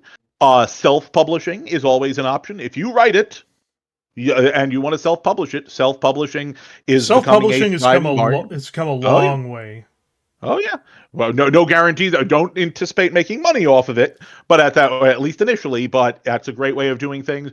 Or there are a lot of writers' agents out there who can get your book in front of who they need to get through there. Now, the benefits of that versus going down the route yourself. Lots of options right there, but as an aspiring writer, there's plenty of good places to start with finding editors and a publisher. But if you've already taken the first step and you've written something, you're already a writer. That's every one of the Battletech authors who I've ever interviewed has all said the same thing. Did you write something? Are you writing today? Are you going to write tomorrow? You're a writer. Now, whether you're a published author, that's the next step. But become a writer first. That's how you get it. So we've got Jason Ames, and thank you, Jason, for your 22 months of membership, who says, question, have we reached the mature form of Anastasia Kerensky being in a respectable career, or do you see room for tscm to make some chaos? Oh, yes, is the answer right there. This is actually a fantastic question that almost seems like someone I know is hiding and poking at this one. In Trial of Birthright, Anastasia in the original draft took a little bit longer to become mature.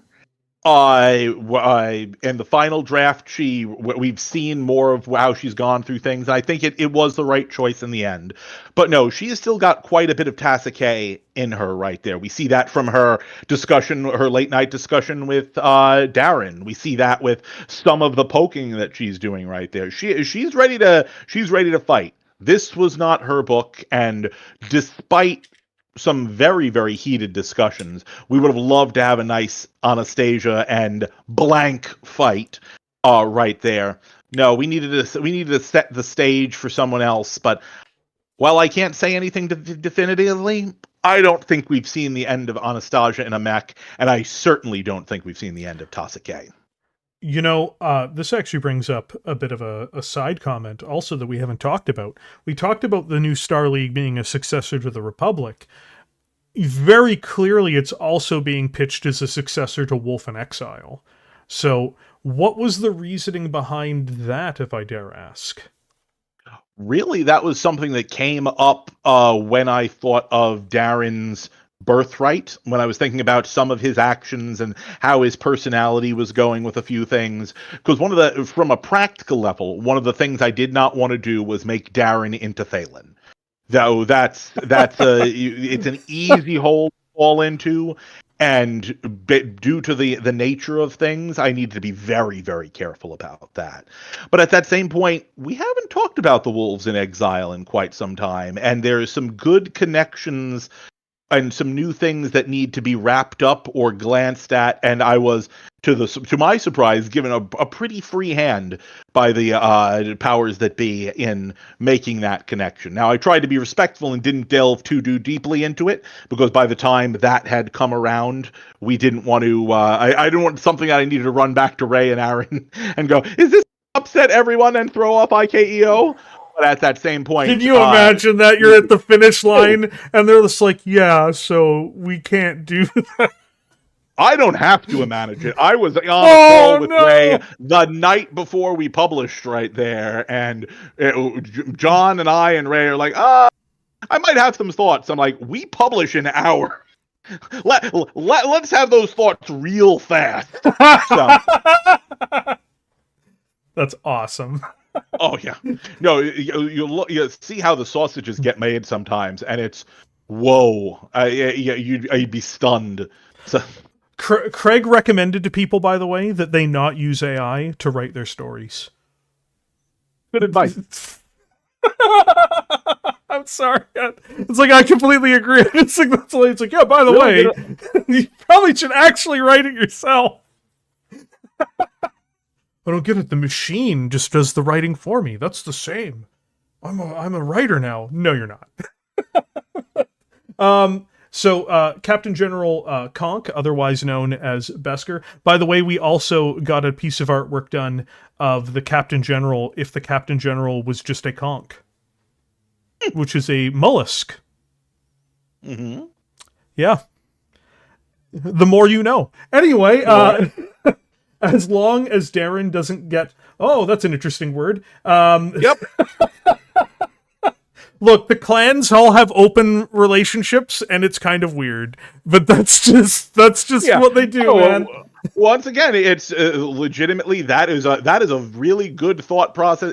It's really interesting. I had to be very delicate for the sensibilities of some about the relationship, because once again the clans go into, and once again the Snow Ravens novel, let's see what gets past editing, there is some weird stuff. Now Rana and Vlad, slightly different level of weird, but delving into some of this other stuff, it's really fascinating. The most brutal one has to be Aiden and Perry, and the most terrifying line I'll never forget is when Diana sees Aiden for the first time, and she's like, "He looks like Mom." It's like, oh, so creepy. It's like, welcome to the clans, my friend. You know, the only reason why that ever comes up on the channel is there's one guy who came into the stream like 2 or 3 years ago, and I'll never forget it. And like, there's just those small moments in people's lives that are changed forever because of one meeting or one instance. And he's just like, you know what? You guys might sometimes make fun of clan leaders, but at least clan leaders aren't a bunch of incest-riddled nobles like the Inner Sphere. I'm like, oh, my friend, those inside of glass houses should not throw stones! I think I actually read that message when it went up at one point. I seem to remember the same thing. I'm like, oh, I'm watching the rest of this. Oh, let's see what's going on there. Wow. I'm like, and then as I explained it, he's like, this is bullshit. It's like, this is bullshit. No, that's funny. I can't wait till you get to the next question. I saw that one pop up, and I can't wait to Mechanical Frog, who says, you betcha. Oh, by the way, great to see you, Frog. He says, Michael, the fans have spoken. More plasma weaponry in novels, please. Okay, this is going to open up once again. I think there's secretly some people out there, mostly probably Ray Arastia, poking at people right there. You do not know I can understand that, and plasma weaponry is fun, but you cannot imagine the fight that I had with Ray and with John and with Aaron about using tscm in this book. The vicious fights that were going on right there. Look, if you want to make enemies, this scene. Oh yeah, wow. Plasma weaponry I can live with. Now, if you're willing to trade off on some things and you like the heat, I'm okay with that. But oof, playing with some of this weaponry, we had the tscms show up right here when everyone would have preferred that I left those dead and buried.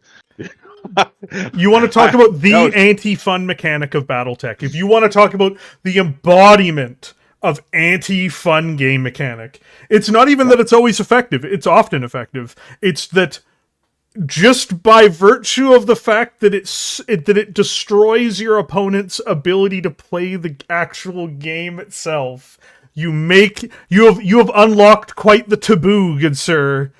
Oh, absolutely. And one of the fun thing was, and the reason they eventually acquiesced, aside from my whining, was just this was the one scenario that it would actually work and that people could feel kind of good about it. It's not trying to ruin anybody's gameplay right there.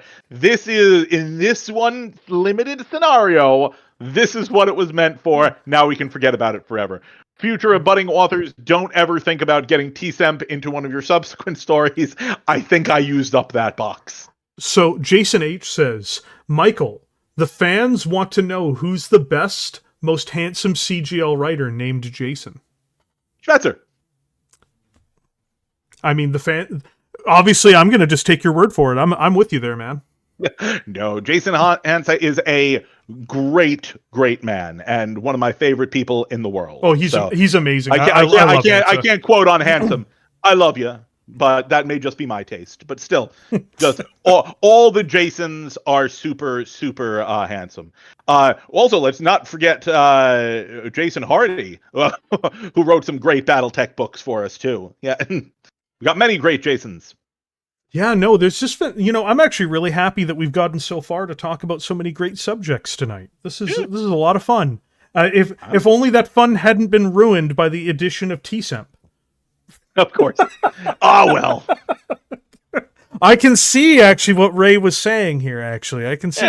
Yeah, you know what? Actually, even though I like the book, I probably would have liked it more than Damocles Sanction if there just hadn't been tscm. Oh, ouch. Okay. Send all complaints to Aaron K. Hall at.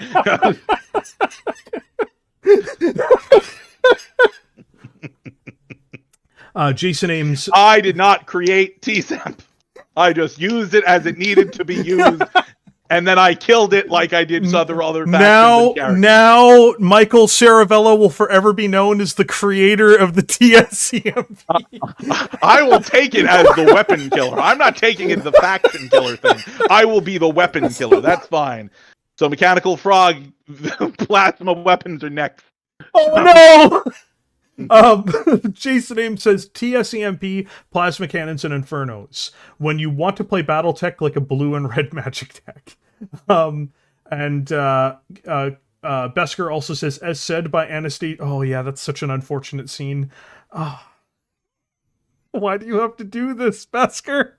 You see, this is what the audience tries to do in the middle of an interview where I'm like, let's just have an interview about what's going on. Like, do you remember the part where Anastasia's Focht was talking about how incest was just a social construct? It's like, that's great. That's great. Thank you. Thank you. That's what Michael is here for. That's why he's here today. My revisions of previous novels from 20 years ago unfortunately have not gone through. Just erasing that part out. It's like, it's too late. Well, that's a fun side aspect. I don't know if everybody knows, but my wife actually does work with us sometimes, doing some editing and doing some proofreading for older books. Not anything that we've used recently, right there, but because she's been actually in the last few years getting into the BattleTech novels. Why? Who knows? Maybe she knows somebody.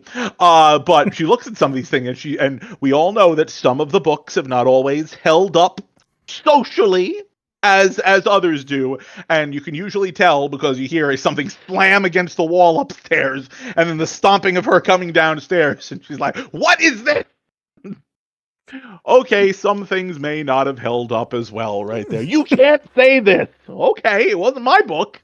I didn't write it. Yeah, I was like 4 years old when that book came out. I certainly didn't do this. Red, you invited us. That is true. I did do the disservice to the community by inviting people here to participate in this interview. But no, like, out of all of the books you've written so far, which one would you say is your greatest accomplishment? In your own view, not in the view of others, but which one are you the most proud of? Legitimately, of the novels that I've written so far, I think it's going to be Damocles Sanction.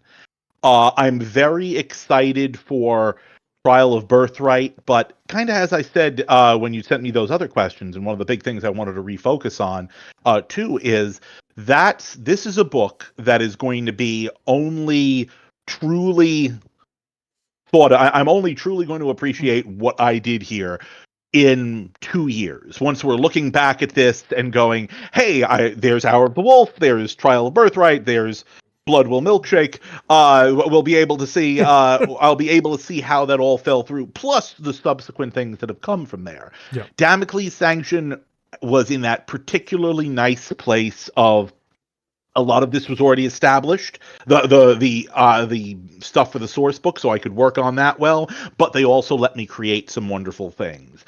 They let me create some really great things in Trial of Birthright, but the question is, 2 years from now, a year from now, are some of these things going to exist? Or do they hold up? Yeah. Yeah. Well, is there still a Star League in 5 years? Is there still an IlClan in 5 years? God, we don't know. Every fiber of my being, and for the record, I don't like the original Star League either. I always love when people are like, how can you say bad thing about the original Star League? I'm like, a boo hiss. Well, and we talked about this one the other day too, Red, and this is a big thing for a lot of our readers who've been here since the very beginning and in the early clan invasion. The Star League was the goal for everyone, Inner Sphere, everything else, because legitimately the beauty of when you're dealing with, it was bad enough when there was one company of mechs on any planet, or 2-3 companies of any mechs on a planet, and then we got to the Republic era, and then whole planets are being defended by one mech. That was horrifying. But when you think back to the Star League, there was no. There's regiments on every world. It's just a massive. Yeah, there's 20 warships in orbit, and the only reason we're not worried about warships breaking everything else is because the guy next door has got another 20 warships. It's just enormous. The same thing. Oh yeah. Yeah, it's not my era of choice. It's not my faction of choice. I don't revile them in the way that I revile Clan Wolf. This is not, it's not comparable, but for me it was always meant to be background filler. And so, the new Star League, I try to divorce it from the old Star League. I'm trying to not, be like, how should I put this? The Marians are kind of a joke in the ass end of the Inner Sphere, and I love the Marians because that's what they are. It's a lot harder to take seriously someone claiming that they're the inheritors. It's like Mussolini being like, I'm in fact the inheritor of Augustus Caesar. It's like, are you though? Like, that's one reason why I loved Amaralt in this book, because he's like, yeah, this is horseshit. A direct quote, apparently. This is horseshit. No, that's yeah. I sent you that as soon as I finished reading it. Even I was just like, "What have you done?" And in a good way. That was amazing. There's a good question here.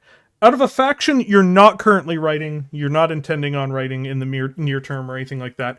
What's a story? What faction would you like to tell a story with that you don't normally get the opportunity to do so, or you don't think you'll get the opportunity to do so? I don't think I will get the opportunity. That's always a crazy one because they call me for the strangest stuff. So who knows? So the needs of the business may call me at any point. Can you imagine they're just like, look, we need you to do an entire book of if Alaric was turned into a marshmallow. That's actually not unlikely right there. No, we've had similar stuff to that. I actually, funnily enough, when we were planning out some things a couple of months ago, I'm sitting down with John Helfers, and he said, what do you think about this character? And this character is not someone, if I mentioned the name, 85% of us would not know who it is. I did, but I'm like, okay, I know the name. I do. What are you talking about? I think we should do a book about a unit and him. And I'm like, okay, I could see that. Sure. Well, a lot of fans are clamoring for this. I said, okay, I think it'd be easier to sell Comstar again, but No, you never know. I love to dive into some of the clans that have not been delved into recently. I really would love to play with the Lyrans. Once again, we joke a lot about the Lyrans right now, but as we're going around the inner sphere and kind of delving into some things, as you said, it's been nearly 10 years since we really delved in novel form into the Lyrans. So I think it would be something it's a very high on my list to delve into, but also it's going to be a bunch of, we're looking at the business requirements and we're looking at just the universe and moving the story forward, because as we saw, it takes a while to make a novel. Some of us write novels very, very quickly, but for others of this, when there's so many different projects in the way right there, Damocles is over a year old right now, and people are already clamoring, when are we going to have the follow-up to Damocles?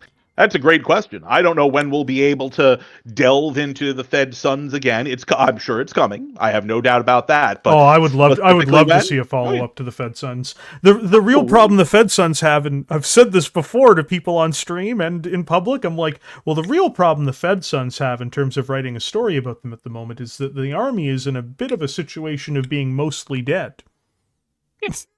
It's like there'll be Davion fans like, well, when is the grand campaign going to start to take Luthien? I'm like, all 5 remaining battle mechs and the Federated Suns are going to hop on the last dropship.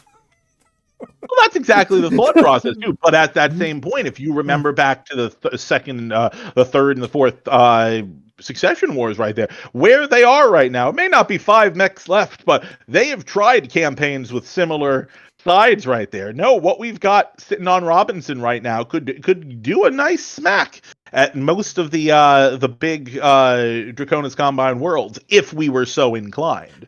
The question is, do we want to open up that can of worms? But the other problem is once they do that though, now that's the reserve. Like, you know, you've left everything else open, because your lion's share of your forces are now occupied with a potentially disastrous campaign. And that works on exactly the thought process. Hey, if before the Draconis Combine attacked New Avalon right there, if Harrison and if Caleb was still dating Sterling McKenna right there, we would have had the Snow Ravens sitting on Luthien. It's a lot. If you're going to make these attacks, you're going to be opening up some of your backfield. Unfortunately, the Capellans found that out. You know what? I feel so bad for Davion. I do. You know why? And I'm a fan. I'm not a creator in this respect, but like, I wish Davion took Terra. If anyone deserved to, because he's the one who killed the Republic. The clans finished it off, but the Capellan Confederation are the ones who put the work in to actually do the job. If you take a look at, like, they're the ones who created all the circumstances outside of the blackout for all of this to come tumbling down. There's a reason why they were the biggest house, and it's not because of Lauren Coleman. There's a reason why they were the biggest house, and it's because they engineered events around them. They formed the alliance with Kurita. They cut into the Republic. They slowly but surely chipped away at them. Anytime the Republic resisted, inevitably the Capellans managed to overwhelm that resistance and push them down. And you're like, wow, what an incredible thing. They backstabbed Banson's Raiders.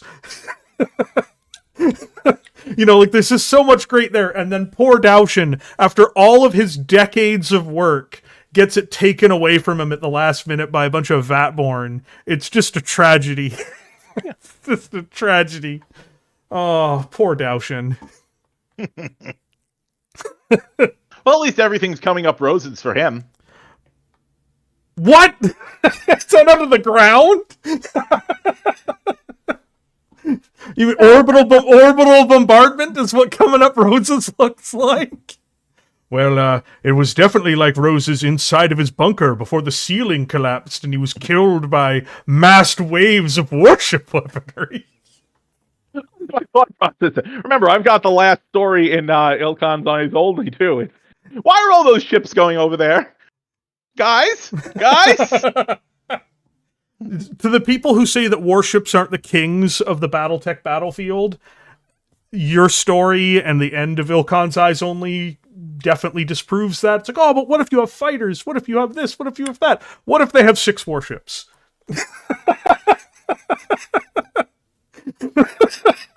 The answer is that your forces will be destroyed, and then whatever ground targets you have will be annihilated.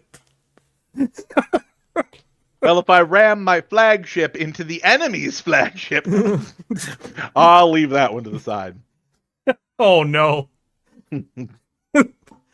So let me see here. We'll see if we can get to 1 or 2 more questions, and then Sure. it's been 2 hours. I don't want to absorb an infinite amount of your time, unless of course you'd like to stay longer. But Let's toss some questions out there. You take a look through. You make some choices, and we'll hit some of those. let's see. I'm gonna actually do something really smart. I'm gonna search for a question mark. Ha Ian, I can answer this. I don't think you will, because the story you're asking for would just be Banson being tortured to death in a Capellan prison. That's just not that endearing. I'd like to see Bounson's Raiders given a wrap up right there. I'm not not necessarily that wrap up. but that's just what happened to Banson himself. They literally picked him up, they took him to jail, and they killed him. It's like it's kind of a hard one to. It's a hard one to make work. Let's see here. What faction would you like to mortally wound? Ooh, mortally wound. Who do you think deserves it? It's a good question. It is. I don't necessarily think there's any faction that I thought would need to be mortally wounded. Maybe one of the Homeworlds clans. There's a few of them that piss me off. But that would be opening up a can of worms that I think are best left in the hands of our Reaving team. Jason Hansa actually has the most tragic question in the entire chat right now. And he says, Michael, what is it like holding in tears to have read your books?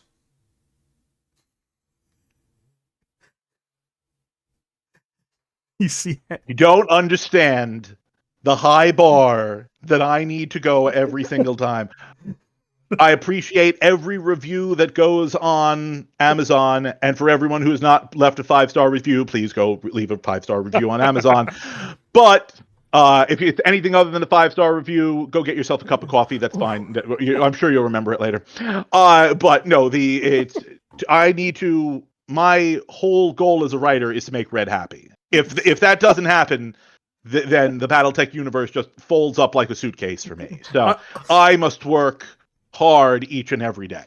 I feel so bad for Hansa because I just have a rule that if the book is mostly about the sea foxes or the wolves, I don't read it. Not because it's not because they're bad. It's just I hate those factions with such a genuine passion that I can't personally move past that, and so I can't give you a fair review because the entire thing I'm like, well, why didn't you just kill all of them and then kill the faction?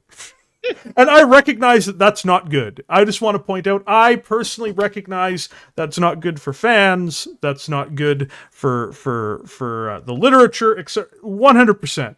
I agree. It's the way it is, but I'm also a huge fan of if you didn't like the book, don't review the book. One of those things right there. Once again, and we joked about this before, is sometimes the subject matter itself it is not to certain people's tastes. Yeah. And once again, I'm not claiming to be the best writer in the world. I'm not claiming it, but we all know that sometimes books get beaten up in many different places for reviews because of things that have nothing to do with the book. Yes. So you're always fighting that. My personal favorite was written a review. I shouldn't be reading my reviews, but a review written when I did a short story, and the review was, this story was too short.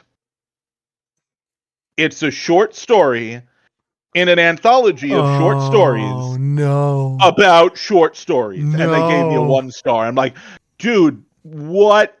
I've got 75 stars. I got one 1 star. I'm like, And not to mention, at the bottom, you see 20 people like this review. What? Please, people. It's bad enough that I need to write about Alaric. I've got no control whether my short story is a short story. That's fantastic. Still hurt. Here's from James Ricker, and I actually think this is a really interesting question, just because this isn't related necessarily to any of the books you're writing, but from your own appreciation of the setting. Of the Inner Sphere leaders, of those currently in charge of the Great Houses, who do you think is the most competent surviving leader? Ooh, that is a really fascinating question right now. I know my answer, but I think at the moment of all of the, and we're talking about house leaders, right? House leaders. Just make that. I think the most competent is probably going to be Yori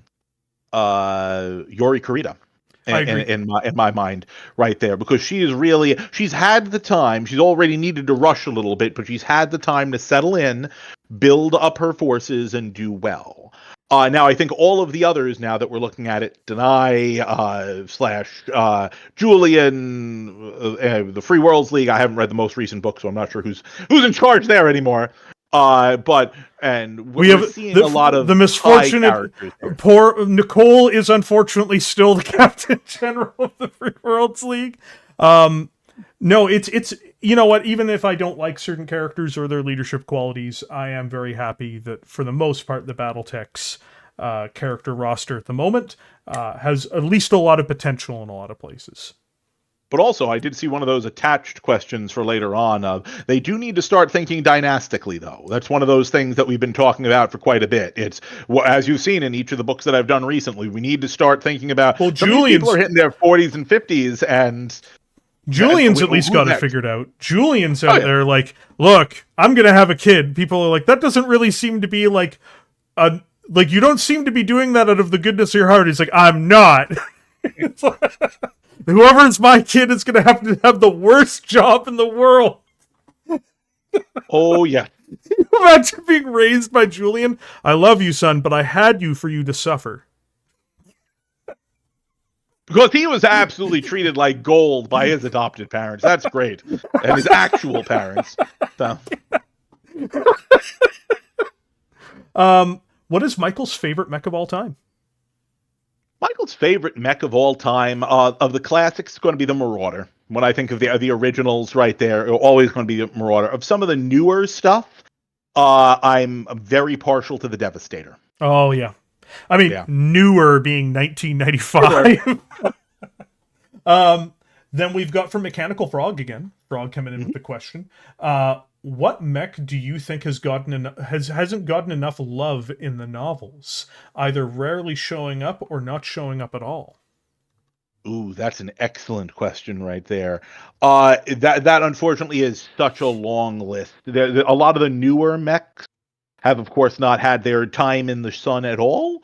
But I also don't think the Vindicator's gotten as much love recently. I got into a discussion about that recently. I like the Vindicator, and anybody who's been playing the HBS Battletech game has got a new appreciation of the Vindicator. A lot of charm to that one. Oh, the Vindicator's a lovely mech. Oh, yeah. Let's see here. There has to be more.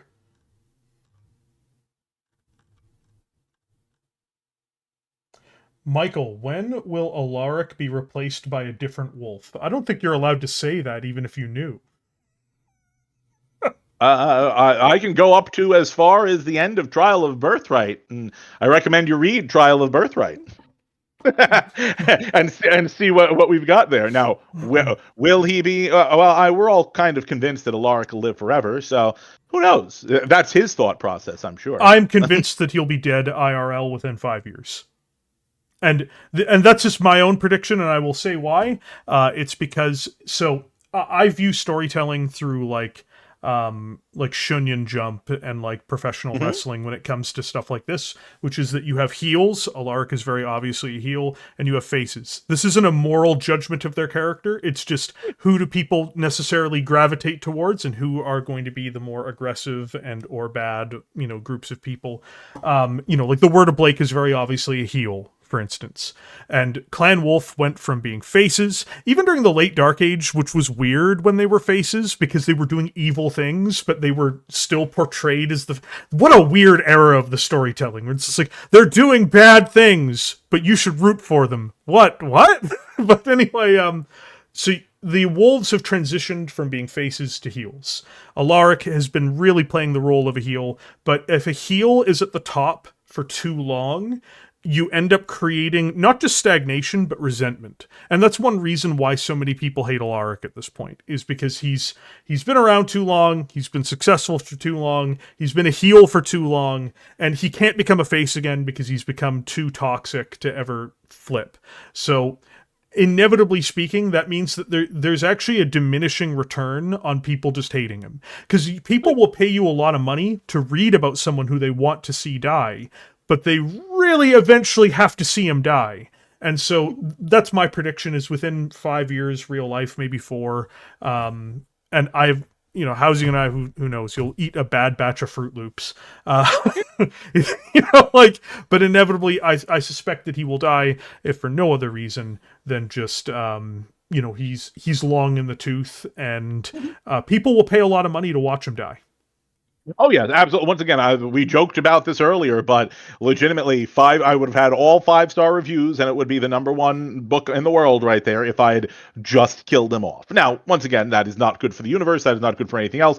Not to mention, it wouldn't have been fun. It wouldn't have necessarily been as fun storytelling.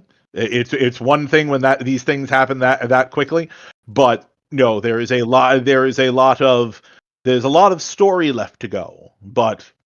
The best laid plans in the Battletech universe. You know what the funniest one is when they got around to the era where they were just axing characters and plot lines.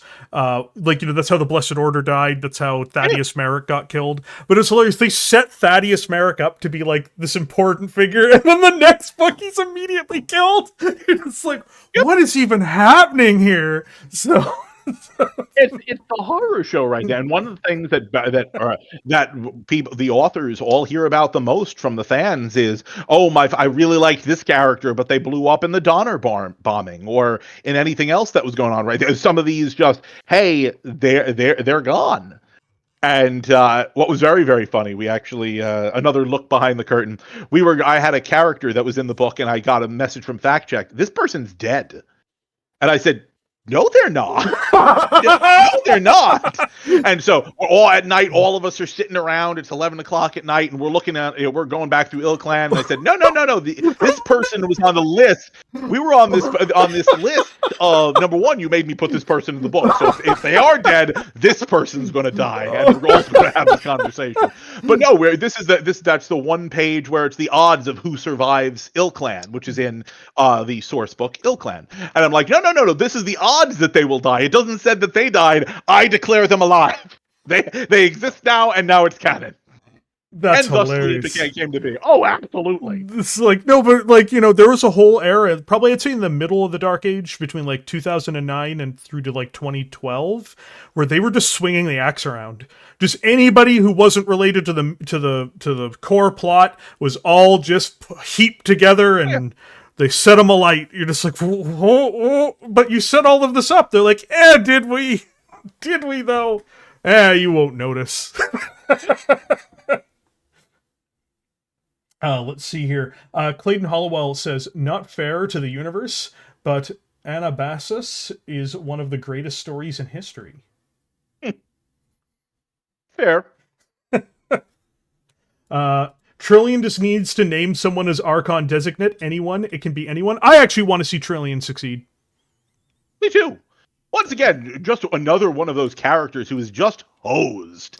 You put it beautifully right there. She is Cassandra. She is legitimately just, please don't do this. Oh, we're going to do this. Okay. And now I'm sitting around with the results of all that has happened. I just want to someday see that piece of art where just Trillian sitting in the throne, just everybody's gone. But what do we do right here? Probably a wall missing or something. One of the griffins behind her throne just has flown out through the roof right there. It's like, what do you even do right now? The other one's got the ladder hanging down. The pilot's long since gone. I'm alone in this space. It's craziness. So apparently there's a few other questions. Just give me one second here. I'm going to briefly turn the screen off because I don't know which window my Discord messenger is in. So I will be back. It'd be great if people just saw my Discord pop up, but that would not be cool. All right, so was I right? Ah, good. It's not in an important... Well, it's an important window, but it's not a super important window. I am seeing a question just because I've got the chat open right now from Jason Ames. Are we going to see Trillian, Deny, Nicole, and Yori just become preggers 6 months from now? I hope not. I hope not too. That'd be a little intense. I don't really want to see that. That series of baby showers will not be its own novel. I would much rather see Nicole in a ditch somewhere or falling out of a window.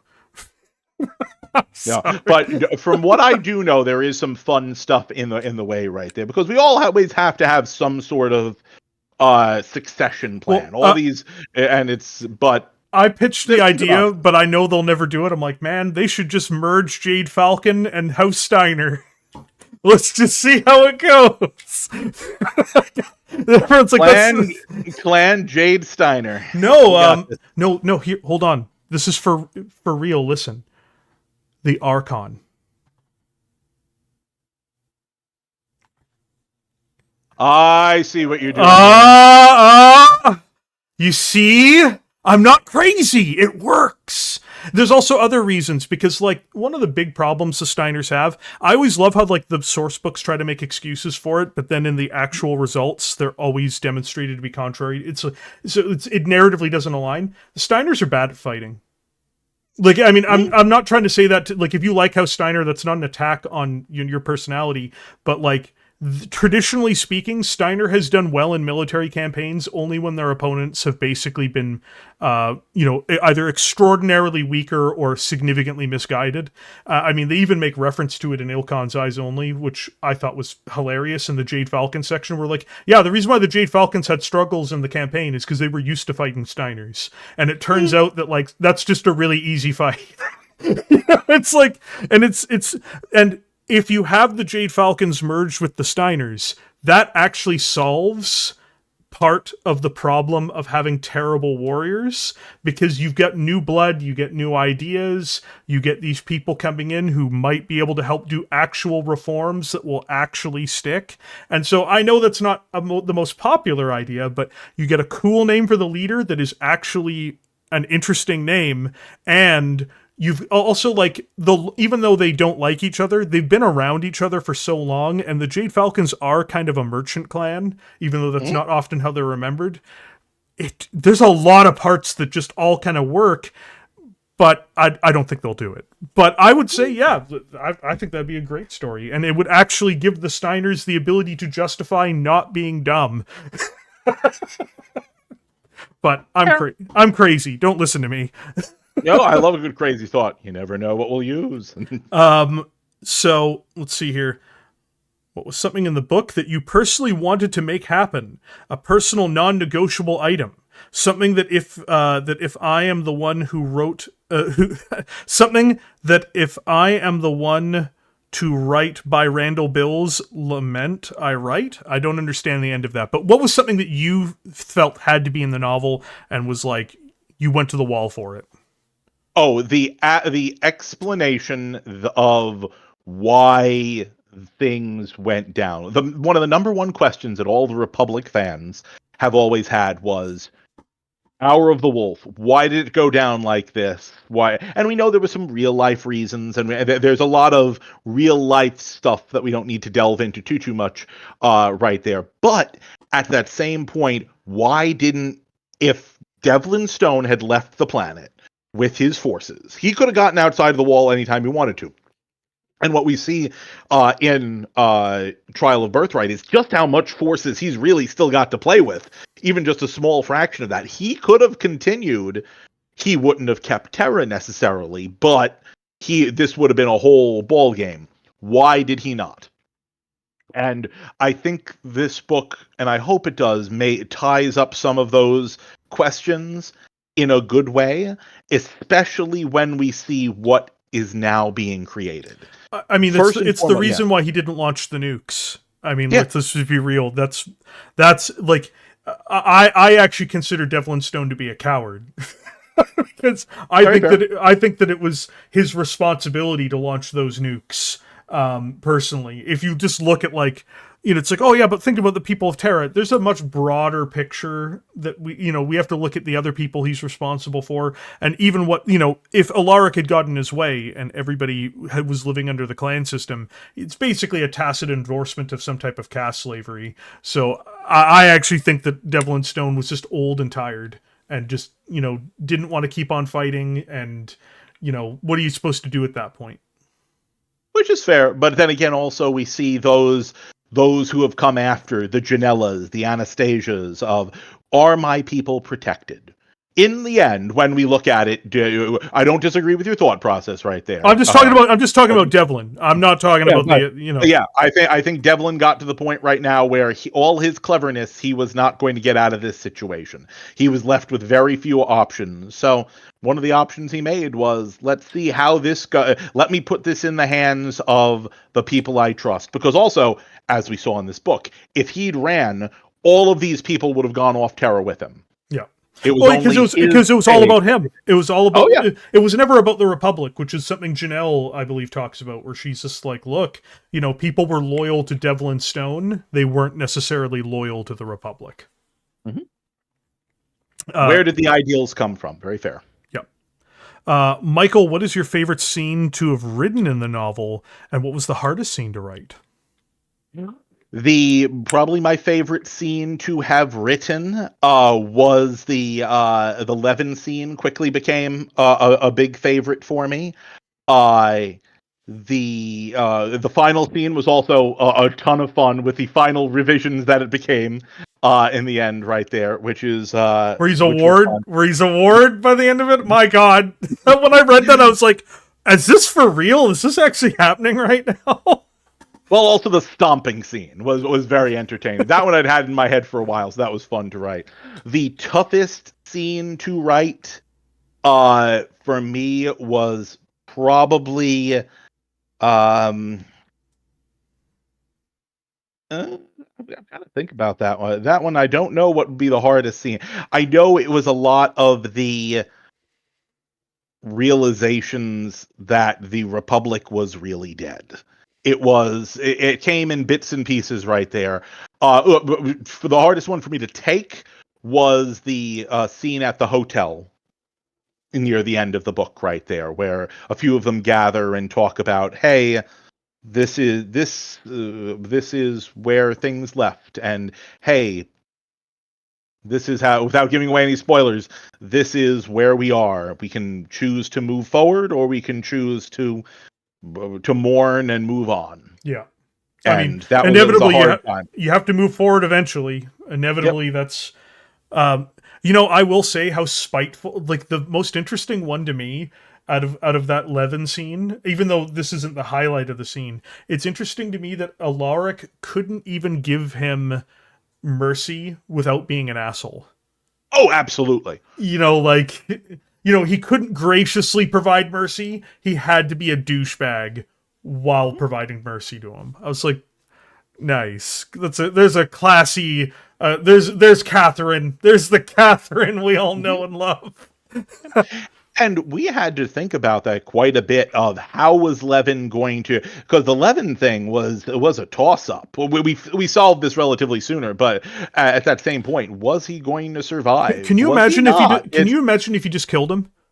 Can you imagine just how different that scene is after Levin's gone and done the job, and then he just kills it? Oh my God, that would have been toxic. Well, and that's exactly what we're looking at. So once again, that's one of the areas where Alaric's douchery actually plays nicely right there. Because once again, it's a great moment with Chance afterward. Oh, is this your vaunted mercy? What would it have gotten me to kill Levin right here? It only would have made another martyr. It only would have it would have erased all of the goodwill of the speech. He just gave it like, thank you for the speech. Look at all this goodwill you've given us. Bah, bah. You're like, yeah. So as soon as the general public finds out you shot him in the face, as soon as the cameras stopped rolling, yeah. So Oh, if the camera stopped rolling, a chance would have done it during the video. Thank you all. I love the Republic. God bless you all. What a disaster that would have been. It's like as Teran just rises up. But at that same point, you just imagine a large face right there. You just did that to me twice in like 4 months. It's like, stop killing the people I'm talking to. It's like, you're not allowed to kill people anymore. She's like, it's part of my job. I don't care. Yeah. What was the one thing in the novel you didn't get to do that you wanted to do? If you can share. Oh, there's a as I said, there's a few scenes still on the cutting room floor, which may show their opportunities in Shrapnel. The Antarctica battle, which is talked about there. That has some fun connections with another minor character, which may pop up right there. But we did go a little bit deeper into a few other plot lines, talking about the Countess. Yes. And some of the people of Terra itself. We did try to delve into. There was so much going on that we really should have touched on, but it would have made the book huge. Oh, just the attempted nuclear attacks on the other capital. The just dealing. Oh, the space station was awesome, by the way. Oh, thank you. That was we had so many. We had so much right there. There's so much that had to be left on the cutting room floor just because it would have been more battle scenes and more battle scenes. Once again, battle scenes are vital for the Battletech universe. It's not Peace Tech, it's Battletech. But at that same point, we also needed to get through a lot of groundwork. And I know that doesn't always suit everyone's taste. That is very, very fair. But we had a lot to get through, and while I will miss a few of those scenes, and I hope to bring them back in future other opportunities, I think the cuts were correct, and I think the editing team did a really solid job with making those decisions. Ooh, this is a dangerous one. Who was your favorite character to write in the book, and who was the least enjoyable character to write? My favorite character in the book to write was Eston Canto. He really snuck up on me, and I've gotten a lot of the direct messages that I actually noticed he got more and more exposure at certain points in the book. Even I was like, it's like, this is weird. Why is this guy showing up as much? Yeah. That actually now answers part of my own inquiry here. I'm like, oh yeah. Well, it was. I know the. So he was a solid little in and out character every once in a while, but there were some of the scenes that I needed to add in later, such as the painting scene right there, and his kind of talking about his blood name. Those really hit people. That really hit some of our editing staff. That hit some people later, and I really enjoyed some aspects of that. He really sneaks up on you, and I've gotten of all the characters who have been mentioned right there, the one of the top 3 to show up later is Eston. Yep. For the purposes it's interesting. We touched on him a bit right now, but let's see where he might go from there. Ejected out of the airlock. No, ejected out of the airlock. But and who I was least enjoyable to write right there, probably surprisingly enough, Robert Seychelles. Which is really, really funny because I developed Seychelles Stonehearts in the first Shrapnel. That was one of the unit I created. As a character himself, that's so terrible. That's terrible. Yeah. It's like, this is my unit. What's your least favorite part of the book? Yeah. Well, not the Stonehearts. I like the Stonehearts, and once again, having Mason Dunn there is always being able to write a character and continue one that Mike Stackpole created. That's a ton of fun. But Seychelles himself, unfortunately, he suffered from some of his additional scenes being killed on the cutting room floor, and when it happened, I didn't like that as much. Now, we had other villains who needed to be focused on. Unfortunately, because a lot of the stuff that got cut. Yeah, you can see even that some of it, thinking about it in the book, that it feels like a bit of his story got not quite as thoroughly fleshed out. I almost forgot he was in the book by the time, by the time he shows up again. Yep. Yeah, no, the middle scene, there was a really nice scene of him, a local hero, but that didn't quite make it. But Seychelles, Matthew Vickers, some of our villains did not get as much space as I wanted, but once again, needed to happen. If we did everything that we wanted in this book, it would have been 300 pages long. Grr. Why does Chance Vickers? I hope that's the right character look like Gozer? I don't even know what that means. It's the hair. No, I know what you mean right there. I had no control over that. That was that picture from Legends / IKEO. Oh yeah, she looks. Yeah. She looks. You know what? Gozer's the Gozerian. Yep. No, I got it. I'm not gonna lie. I hate her Legends article. Because she reads like a super Mary Sue in the article, and I don't use the term lightly either. Like it's like, oh yeah, she was just the best, and then she was a star colonel, and then she beats the Free World's Guard. I'm like, what am I reading here? It's like, yeah, she's just awesome. To be fair, she's written much better in your book than in her than her prior iterations and in her backstory. But I'm not a big fan of Chance from her previous book. She's a wolf character. I know that's shocking. But she was a more tenable read in this book. So, still not my favorite part of the book. I still strongly dislike Chance Vickers, but I'm like, usually, like, at least if you read like the Legends area for something, like, oh, what were they like before we knew them? Were they more interesting? I read through that. I'm like, she's the worst. Yeah, well, to be fair, some of these that's always the trouble with Legends.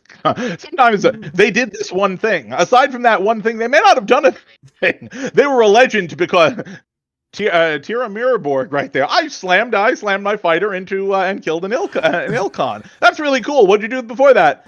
I dated Phelan for like half a minute. You know what? I hate to say this, speaking of Mirrorborg, I can't help but make fun of him, but the leader of the Rosslag Dominion, Hjalmar Mirrorborg, he's a especially dumb human being. It's like, you could just see poor Tira rolling in space. Like, no! Please don't make this my line, please! Let's see here. Is there anything else, guys? I think we've been here for 2.5 hours. What was your longest interview ever? 3 hours. Yeah, no, I'm good. I was going to fight to make it 3 hours and 1 minute, but no, that's just me being selfish. No. I mean, like, there's tons of other stuff we could talk about. It's just no. That'll kill these poor fans. No, if there's any other big questions, I'm right here for a minute or two. Yeah, we'll give. I'll tell you what. We'll talk for a minute. I'll give the chat 5 minutes, and then Besker or one of the mods can message me if there is genuinely big questions that you guys have left lingering. So I'll give you guys 5 minutes, and we'll see. Because I also laughed because a second ago I've got the chat running on the side. It just shut down and it went out of memory. Yeah, that's because YouTube's trying to fight ad blockers, so they've got stuff running in the background trying to detect all these things. So it makes a lot of sense. But it screws up the viewing experience for a ton of people, though. He's writing a Snow Ravens novel, but I don't think he can give us all of the details, James. Yeah, no, unfortunately I can't talk too much about the Snow Ravens novel. It is set in the IlClan era.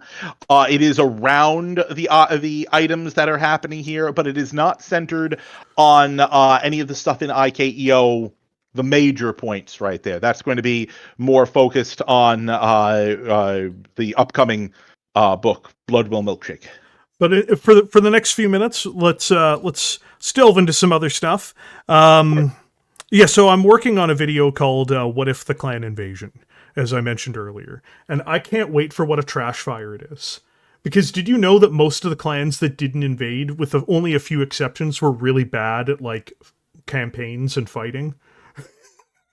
So we have an art piece right now because I got 2 beautiful pieces of artwork done for the video, and one of them is a Fire Mandrill art piece, which is a Highlander 2C standing victorious over a downed Draconis Combine Mauler. So they're going to be the ones fighting the Combine. And it's like this big epic scene. Alan Blackwell did an incredible job. And you might think, oh, well, who gets to invade the Steiners? Do you know much about Clan Ice Hellion? Me? Yes. Yes. Do you know who would be the most useless clan to invade the Federated Commonwealth? Oh, sounds like the Ice Hellion. Well, they're all lights and mediums. Yeah. And so the artwork that Alan is doing for us right now is an atlas in the foreground, firing from the hip, blowing an incubus in two. So the other one shows, like, you know, the victorious fire mandrels.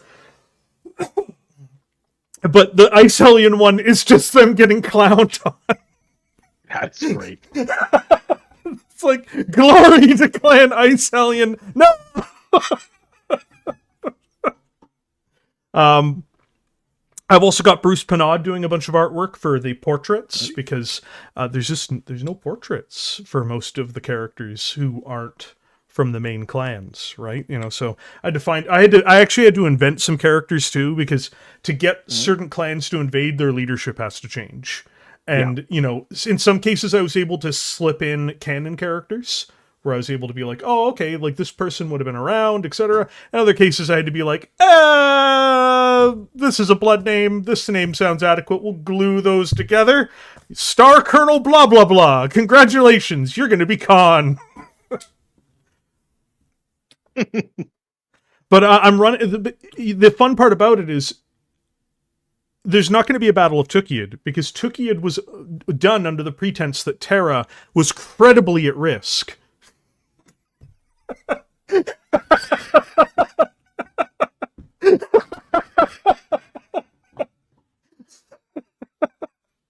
you see what it's going to be like.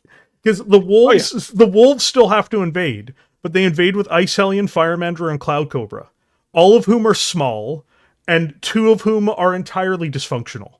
So we've got the Cloud Cobras.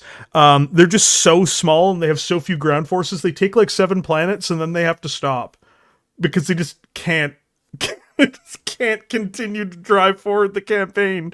The wolves are like, your fellow wardens, we like you, but we do have a job to do. But did you guys notice that you don't have enough troops to actually participate? How did you guys win your challenge? The Ghost Bears screwed up their patrol. It's like, neat. Great. All right, so it has been approximately 5 minutes. Let's see if there are any good ones in here. Let me just take a swig of water. As well you should. Stay hydrated.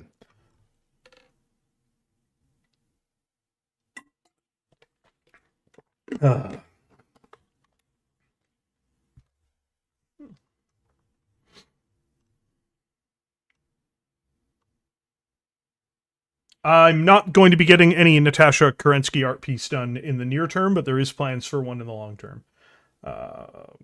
Natasha or Anastasia? Natasha. Cool. It's a plan called Anime Kerensky. We just haven't figured out which anime style we're going to have her in. It needs to be cursed. Just like Sun Tzu Meow. It needs to be cursed. Oh yeah, Jade Falcon loses their trial. You'll get a kick out of this. The Ice Hellions basically have a complete fit that they don't get the corridor the Jade Falcons are in, so they challenge them for it. And the Jade Falcons are arrogant enough to accept it because it's just the Ice Hellions. They're useless. They're going to beat them in battle. They also decide to show off because they know the Ice Hellions are going to arrive in a single dropship. So the way they bid it, they're like, yeah, we're not even going to do it in the arena. We'll do it on this planet. We'll do it here. And they're going to be smart. They're coming in 3 broadswords so they can encircle them out the gate. One of the broadsword captains has a stroke and crashes into another broadsword, killing the Saucon of Clan Jade Falcon and wiping out 2/3 of their unit. The joke, of course, is Nikolai Malphus is the star captain left over to try to salvage the mess. A single star, his star, knocks out 13 of the Ice Hellion warriors before they lose. Good God. so it's just a complete travesty. Like, yeah, you did lose technically. They're like, but our two things crashed. Like, that's not really the Ice Hellion's problem. It's like, yeah, you actually already entered the battle. Yeah, it stands. It's like, so you're gonna let them, with their inadequate bid, take our slot? Yes. You agreed to the challenge. You should have not accepted their trial of grievance and just told them to piss up a rope, but you decided to show off, and so you lose. Good luck. Very true. I don't think everybody's just leaving comments, no actual questions. Which, that's fine. I'll give it one more quick look here just to see if I'm missing any of these. No. Will we ever see the Fidelis who stayed loyal to the Republic pop up again? Depends on what you mean by that. I think you see a couple of them in Trial of Birthright. You can still see a few of them that are their loyalties. It's exactly as Eston Canto said. Some of them were very loyal to the Republic and to Stone. But once there was no longer a Republic, their loyalty is, once again, all of the clanners need to find a new home, especially the Smoke Jaguars. So the Star League has really been a big part of that, and the IlClan has been a big part of that. Now, how that falls out, you're going to see some go into both camps, but who knows if we'll be able to write about that. Here's an interesting one. If you couldn't write novels, what other mediums would you want to create Battletech for? Ooh, graphic novels. I know we're playing around with that in a little bit. I'm a huge graphic novel fan. It's a personal love for me. I'd love to see, once again, like every other fan, I'd love to see a movie. I'd love to see a stage musical. Battletech, the stage musical. No, you know what? It couldn't be Mechwarrior, the stage musical. You'd see a guy out there in a cardboard suit. It's the battle mech. It's singing. What? Battletech. Battletech. So, no, but I there is no format that I don't think I would enjoy Battletech in. We've been in, once again, it goes back to the Spaceballs joke. Battletech the water bottle, Battletech the lunchbox. No, I'll take all of this right there. I'll take Battletech the socks. I'll take the Battletech how to exercise video. Oh my god. It's like, I'm creating for Battletech. What is it? It's a Battletech aerobics class. What does that even mean? I do it. Well, you see how some of these major IPs right there, they're in everything. It's a casino game. I'll do it. Yeah, no, it's branded as Battletech. I'll give it a whirl. I've still got over there Battletech Coolant Flush, the energy drink that as a diabetic would kill me. So we've got, what plot threads from Dark Age would you like to bring into IlClan? A lot of them you've also done already, like your whole novel, Damocles Sanction, is that. Yeah, no, we've tied up a lot of them right there. There will be one or two more that other authors have been playing around with, and I was actually just reading a review earlier today where someone was surprised that one of these characters, that Tara Campbell, was not mentioned in the book right there. That's very fair. That was actually, I'm hoping other authors are playing around with into the Savannah Master fan. Right into the fan. Chunky Campbell soup comes out the other side. No. But there's quite a few things I'd like to wrap up as much as I can. I don't want this to be like some of the Jihad plot lines where they just, we explained it later because we had to. But at that same point, let's see what we can tie up. But I think we've done a significant job with a lot of these. And once again, now it's also up to the fandom to tell us, hey, what did we miss right there? Oh, I really want to know what happened to Christoph Irby or something like that. Oh my God. Maybe we'll be able to touch on that later. We couldn't have hit everyone, but we tried to give it a nice overarching view. But some of these people still, the question marks are still there. Hansa has a brutal question. He goes, when you were offered this book, what was your first reaction? Because I would have run away screaming. That's just me.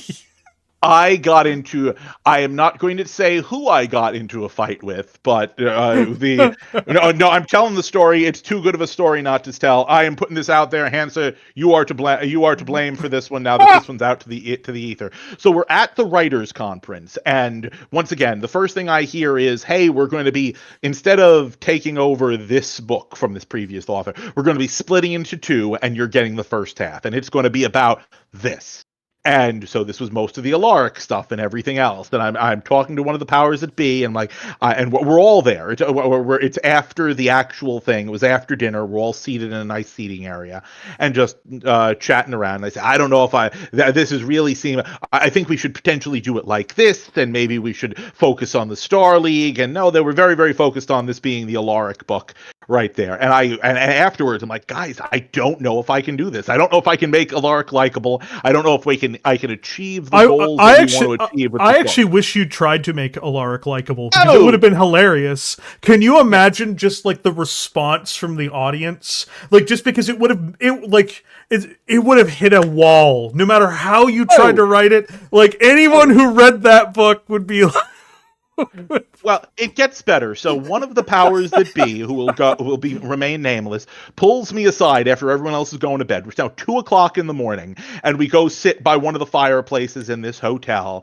And he's trying to, and he's convincing me why this needs to be right there. And who comes up but Phil Lee, who's trying to back me up because he thinks we're about to get into a fist fight. Because Phil's looking at my face, and I'm like, no, this is a hard stop. If you want to do this, give it to another author. the Alaric love novel right there will not be me. Give it to another author. Can you imagine just the no joke, there would be literally a backlash. There would have literally been like... And that's why the person I was talking to, I have the deepest respect for. And once again, they're doing what is the right business decision. And once again, it all worked out great. In the grand scheme of things, This was their brilliant idea, and it worked. But some of the points that they were very focused on, he was being very respectful about it. But I'm like, I don't see how this works. I don't know if I'm good enough of an author to do what you want with this. You can have the best writer in history to try to sell that one. I think I may have even used some names in that conversation. I could be blankety blank, and I could not get this to be working. The fandom will eat me alive. There are some things I just can't do. And poor Phil, we joke about this to the day. He tried to step in at one point, and we both just turned on him. It's like, Phil, we got this. Don't worry. I'm not going to take a swing at him. He's not going to take a swing at me. Calm down. You know, poor Phil, just being the greatest human being as always, right there. But he could see voices weren't getting raised, but we were very intent on, no, you can do this. No, I can't. You know what's interesting that a lot of people don't take into account, especially with Battletech as a franchise? A lot of other, like if you take a look at Warhammer 40,000, a more casual player will often pick up a novel from Black Library or something like that. Battletech's a little bit different in terms of who consumes the novels. The novels tend to be consumed by the most hardcore fans. And this isn't a bad thing. This is just the purchasing pattern so far for this particular IP. So it's usually not just I play Battletech once a week and I think it's pretty cool. I have a company of mechs. That's not usually the audience that ends up picking up the book. It's usually the guy who's like, I've been playing for 20 years. I named my firstborn son Battletech Jr. And that's exactly it. And it's really hard to find. We try to do some on-ramp novels, ones that are a little bit more helpful. But at that same point, too, as an author, you're constantly barraged with that balance of Damocles Sanction. My mother bought the book and she wants to read it, and I actually bought her the Battletech Universe book. I'm like, Mom, you're not gonna just dive into this. I've got a lot of friends and coworkers who are like, I can't wait to read your book. And my response is always, I appreciate that, but your Trial of Birthright is not an on-road novel. No, right there. You need to know a lot. A lot of people have got to get real cool about a whole bunch of things real fast. At the very minimum, to understand Trial of Birthright, you have to read the IlClan source book, if not Hour of the Wolf. Of course, and once again, and that's also part of the expectation of some of our fans right here. It's some of them want one of the big comments was, "Hey, we really," and you raised a good point. We really focus on some aspects of Star League, potentially to the point of ad nauseum. That's fair, but at that same point, for someone who's not been with us since 1984, you don't know how big a deal this is.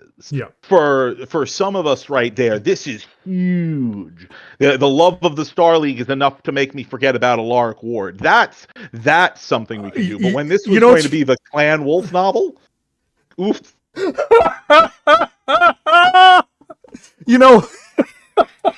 My God, dude.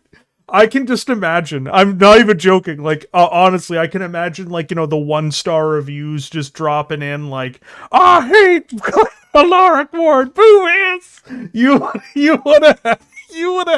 It's like, and worse yet, like, your next book, you would actually have people showing up, like, I remember this guy. He's the Alaric guy. Well, that's exactly it right now. Once again, and I joked about this the other day, but it stings a bit, we've got so many people. Once again, Battletech, as we know, over time, there are fans who have moved away from us. There are things have changed right there. It's bad enough when you're battling I'm giving Michael a 1-star review. I didn't read the book, but I'm giving him 1-star review because I don't like the direction Battletech's going in right now. I understand that, and we're always going to have to fight against that. It's the way of the world right there. One of the reasons why I always recommend, if you did see something you like, please put the positive reviews so we can highlight this for other people. But some of these times right there, it's, I couldn't have given this book higher than a C despite the fact because Alaric was in it. That's very fair. And once again, everybody's opinions are fair. I think people do need to give feedback in general, because you can remember, I'm from the outside, but I think that when books are good, you should give them good reviews. When books are not great, you should probably still also review them. That's not a call to do this. I'm just saying that as a consumer, you have to let people, if you're enjoying something, you let them know that you're enjoying it, so that way the company knows, look, they're enjoying this book. If you're not enjoying it, you also have to, it's your due diligence and responsibility if you're consuming the fiction and you care about it. Again, this is not me telling anyone to review bomb either good or bad. No, I'm just saying that as a consumer habit, if you consume fiction, and this goes beyond Battletech, this is like, if you consume novels or any literature, let people know what you think of it, if you enjoyed it or not, because that will help the companies and creatives involved. And clarify what you're looking at right there. If you hated Alaric, I liked this book. You give it a 3-star review. That's fair. I liked the book. I hated Alaric. That's fair. The more information we have, the more we can do better in the future. Once again, it may not change all the things we would like it to right there, but going back to the fun fight we were just discussing right there, if it were the Alaric Clan Wolf novel of, it's all kumbaya and everyone's happy and it is now peace, we are now renaming it Peace Tech, that would not have gone over well for me. I'm just the end of your career. That's a career ending. That's a career ending book. Yeah. Michael Ciaravella taking over the Murder, She Wrote line, or whatever we're looking at right there. I'm not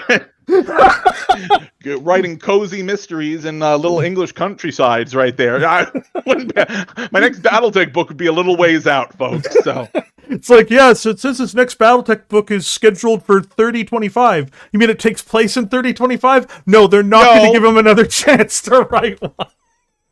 They're going to give me another chance to write a book, but it's only going to be after all the fans are dead. So it may be it may be published posthumously from me many decades in the future right there. So that's awesome. Screen Monkey says, have you read Bonfire of Worlds and Hour of the Wolf to get it? This is quotation marks. And an Hour of the Wolf to get it, Mom. Sorry, Mike. Mom, I really need you to read these 2 books first before you read this one. It's just so funny when I go back to my house. My mother's got all my books up on the mantelpiece right there, and you can see the bookmarks all 4 pages in because That's as far as she got. Although she's doing very well in the Battletech Universe book. We sit down and we talk every night on video chat, and it's, Michael, tell me about PPCs. What are PPCs? Tell me about the TAS Pathfinder right there. So it's fun. It's a nice bonding experience. So Yeah, maybe many years before she gets through that book. That's fair, and longer still before she gets through my book. But it makes her smile. So yeah, just in general, like I think that there is a lot of potential for where you guys are taking things right now. That doesn't mean I like everything, but there is a lot of potential to pull off good stories, to tell satisfying stories. Because that's also another thing I have to point out is there are some BattleTech stories that are perfectly fine, but they're not satisfying. It's just like, that's great and all, but like, sometimes they just, no franchise is perfect for its storytelling. Battletech has like 150 novels in it. I have not read all 150 novels, which made one person like irrationally angry with me. how dare you? That was an interesting one, but just in general, like, when you look across any franchise, I mentioned it in the first interview we ever had, which is where you were the host. I said, Battletech gets it right about 75-80% of the time. That's really good. Like, people don't understand that, like, 75% of the time, compare that to where things are with some other franchises right now. It's like they get it right 5% of the time. 5% of the time they put something out, it's doing great. You're like, really? Really? Is this where we are? 5% swing? It's like, yeah, man. Batting average of missing getting struck out every single time. Like, I feel bad for the folks, like, and there are always going to be people who disagree with this, but I feel bad for the folks who do, like, a lot of Star Wars stuff right now, because that just does not get the reception that I suspect Disney would want. There's a lot of challenges right there, especially in this era of so many different franchises going in different directions, and a lot of them getting a lot more hype. It's a really fascinating time to be a fan. It's a really fascinating time to be a science fiction fan, a cyberpunk fan, a alternate history fan. There's a lot of interesting things out there. But no, you're 100% right. Nobody's going to do it right every single time. And sometimes we all, myself included, get a little focused on the, hey, this is where I am right now. It was this is the new hotness. This is the book I'm doing, but in 5 years, how many more novels are we going to have? Am I going to have under my belt that are going to be, where is the universe now? Once again, I look back at some of the Battletech books that I enjoyed the first time around, and there are some that I just love now that more time has has passed. I have also noticed there's some books that I've read years ago that I look at them with rose-tinted glasses. I reread them now, I'm like, eh! And there are other ones that I thought weren't very good, but because I've changed and I've matured over time, I can appreciate those books with a greater sense of understanding of what those characters are going through that I was much more dismissive of, in earlier times. So, where you are in life can also determine what you think of, even in some of these books. For some people in their 20s, they're going to perceive the book different than someone in their 40s. Oh yeah, and you just look back at some of these characters. I talked about Victor Steiner Davion with someone a while back, and during the height of every novel was about Victor for a little while right there. There were some that it was getting may have been a little long in the tooth with some of these theories right there. But now I look back with him safely in the rear view right there, and there were some of these moments that were really great, and his overall arc, it was really pretty impressive. You know what?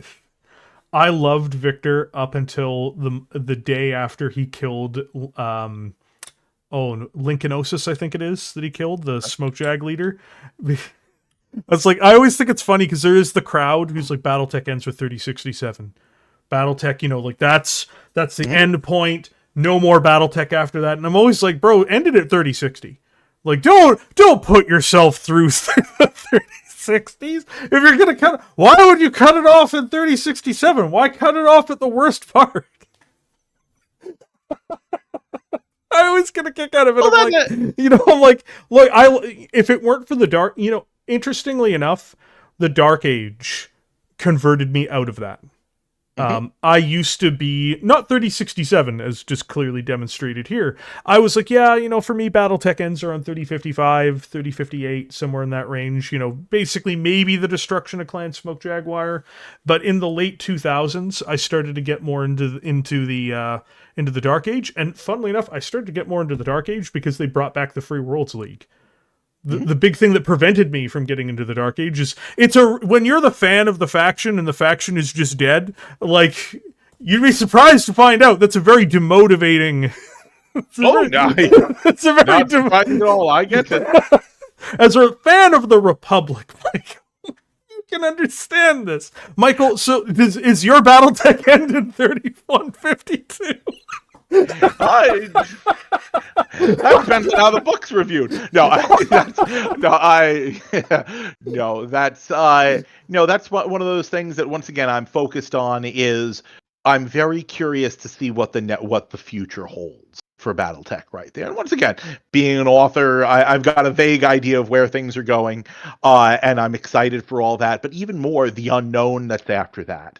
The beautiful thing, and I mentioned this in your other questions for the review, is the BattleTech corpus keeps getting bigger and bigger and bigger.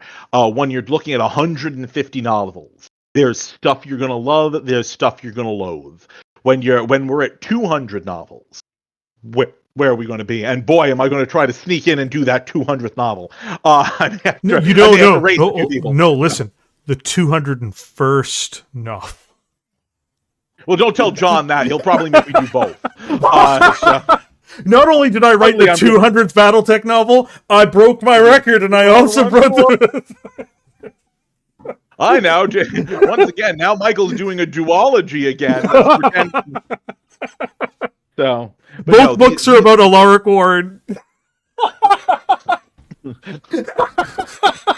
The first book is just ALAR, and then the second book is titled ICW. Oh my god! Split it right down the middle, right there. And one half, the cover of one book is his right breast, and the cover they go together. So it just looks like a math printing error that you just got two halves of two leather-bound books in a different direction. Yeah, no, that'd be great. Oh my god. A question. No, actually, I'm gonna drop a fun story here. We've got a user here, Jaffasis06. Okay. I played with Jaffasis06 on Megamech 20 years ago for like several years, and he taught me, because I was okay at BattleTech, but I wasn't a great player. He actually taught me like some of the fundamentals that I approached the game with at this point, and I had not seen him in like 16 years until I started doing YouTube. And it's actually hilarious, because like in the comments, he says, oh yeah, I used to be in these campaigns on Megamech. I'm like, oh, what was your new username there? And when he said the username, I'm like, I know you. So that is a crazy small world story. I just want to point that out before I read this question. Thank you very much for helping me all those years ago, Jaffasis. But he goes, Michael Ciaravella, was it difficult to balance the unifying aspect of the new Star League and the core needs for players to seek reasons to seek battle mechs to solve the issues? That is always one of the really difficult things of the universe right there. You want to, with every book that you write or every story that you write in the BattleTech universe, you want to have multiple threads, but you want to have forward motion. But then you also want those opening threads of, this is going to be, we want reasons to fight.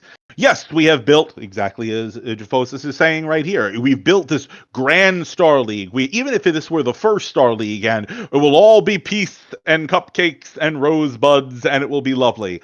But we still need a reason to fight. We still need battle mechs. Going back, saying about the first Star League, that was when we had the most battle mechs, and we had a ton of peace. But we also had issues, and that absolutely you had the hidden wars and things like that. Yeah.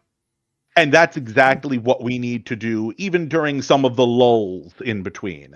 But especially for the purposes of Battletech as we know it, the entire corpus, we have seen all these. Even when there is peace, there is war. There is planet against planet. There is faction against faction. Mercenaries. Baron versus Baron, and there is mercenaries. That this being probably the years of the mercenary that we're talking about right now. There's always someone who wants to settle things by the barrel of a gun. And there's just the Free Worlds League in general. The Free Worlds League. Yeah. You know what the best part about being a Free Worlds League fan is that if you don't have any active conflicts nearby, you can just have an active conflict with yourself. Yeah. You don't have a battle to do? Wait an hour. I remember I told Randall, he was the first one I told, and I came up with it on the fly at Adepticon. I was just like, Randall, you know what the best part about the Free Worlds League is? He's like, what? I'm like, they're the only faction that if they win, Battletech would just be fine. Yeah. You know, if the Free Worlds League... we don't know if anybody would notice. Yeah, like, there's nothing, like, literally nothing would... Like, the names of the states would change to, like, the Duchy of the Federated Suns. And the Duchy of the Capellan Confederation. What are they doing? Oh, they're doing the exact same things they did before the Free Worlds League conquered them. And now, within 5 years, the Free Worlds League has collapsed. And... we once more have the exact same scenario that we had 5 years prior.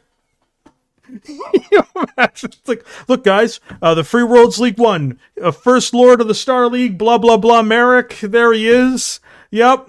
Oh, what happened? Oh, well, the entire system fell apart and immediately collapsed. And, we have the Succession Wars again. It's Succession Wars 2, not the second Succession Wars, as in it's the Succession Wars again.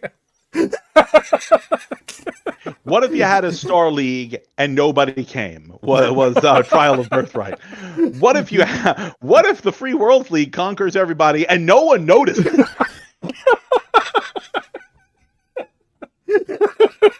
That would have been a funny, different way to take the entirety of Trial of Birthright. I declare the Star League. What now? Ooh? Ooh? Who are you again? You know, one story that I would like to write, but I don't think it would work, is...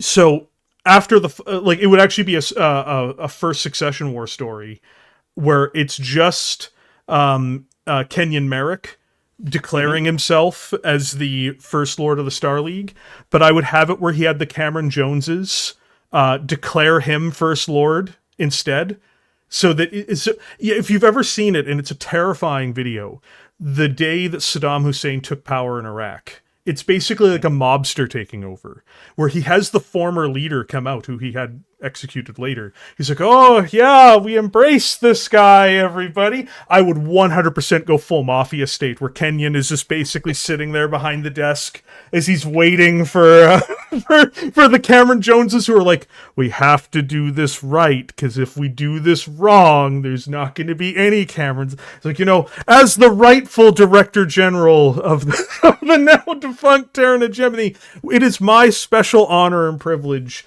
to declare Kenyon Marik as the protector of the Star League and the protector of the people of Terra. Kenyon's like, as the Captain General of the Free Worlds League, as a long-standing friend and ally to the Terran hegemony and the people of the Star League, I take on this important role as First Lord of the Star League. I will happily take this on as the one who must. Absolutely, I would love to do that, but Shrapnel needs fighting. Yeah. It's like, you know, having a fun little story about Kenyon Marik basically imprisoning his allies and forcing them to declare him God, basically.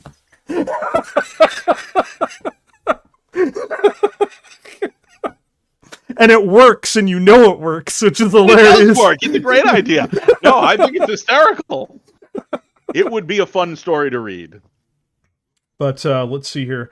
That's how Levin should have introduced Alaric, like a scene from The Untouchable.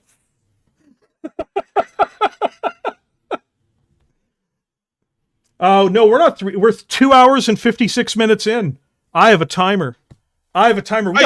We got 5 minutes left, Mike. I got 5 minutes left. Then I'm gonna beat the previous record. Right. You're gonna beat Scroggins. You're gonna beat Scroggins. Oh, we didn't tell me it was Scroggins. I would have given it another 20-minute buffer. No, we're going to 3 hours and 1 minute. 3 hours and 1 minute. I'm pretty sure it's Scroggins. I'm pretty sure that we had Scroggins on here for 3 hours.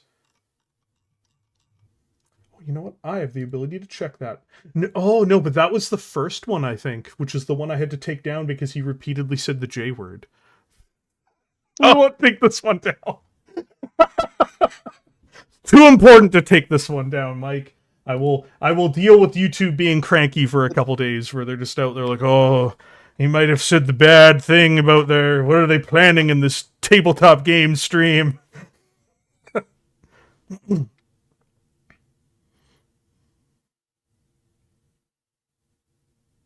That Cameron Jones lady abandoned Kenyon instead of taking on Ewan for abusing his son. Oh yeah, 100%.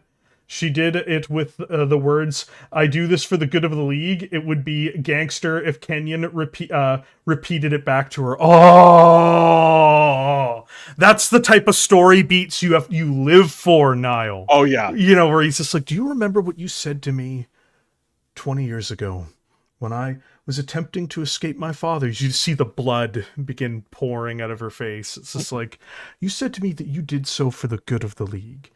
Well, now it is your turn to do something for the good of the league and the good of your family. Jesus Christ. I also love Kenyon because he's the only one who you can see. You know, let it never be said that Slavs don't get along with other Slavs. Where he called Alexander Kerensky to his face, quote, a Russian peasant.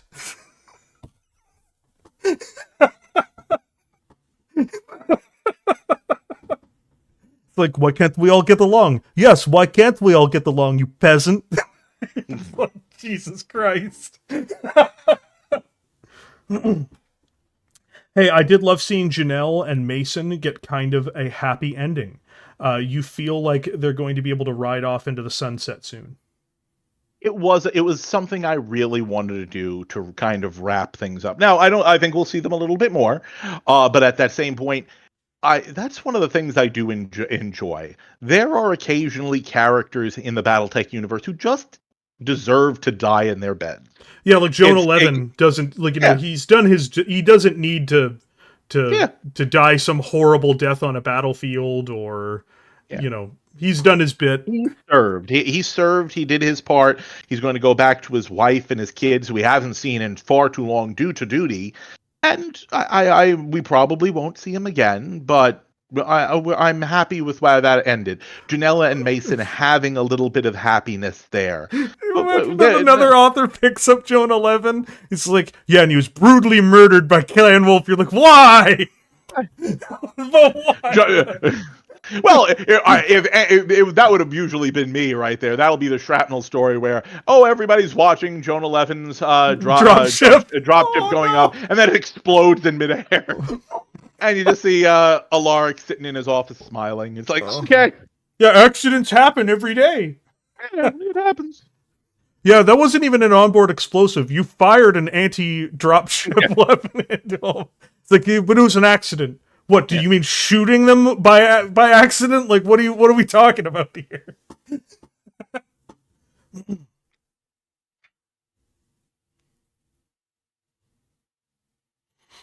Who wrote that Levin's death? No, Levin's not dead. Coffee spilled on the button. Oh my god.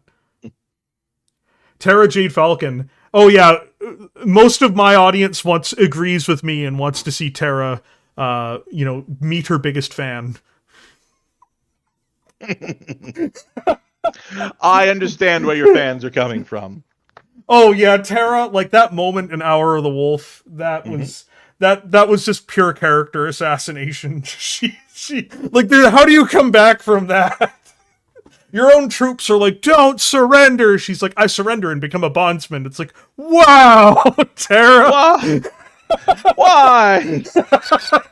It's like, you went the extra step, Tara. you even it's like you actively want to push the Republic in its grave. Get in there! You're not in there yet. Get in there! It starts kicking down. You're like, wow, Tara. I certainly hope that something doesn't happen where you hit a Savannah Master fan. That'd be awful. It's like a Mortal Kombat ending. Dinner now. Finish him.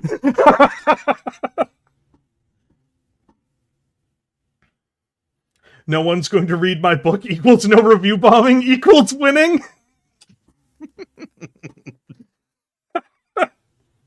Like, yeah, Jason, we don't get it. Seems like people weren't really all that interested in Teran. She has some of her fans who've been with her for a very long time. She played a very vital role in the Dark Age. I don't know how you take her in her current form and make her something. But you know what? I didn't know how Michael here was going to pull off, Trial of Birthright. So, maybe it'll surprise me, and I and the many people here will stop saying that, Tara Campbell's a traitor who deserves to die. Maybe that'll happen. Fun fact, I also don't really want to read about Tara Campbell, so I'm unlikely to change in this position.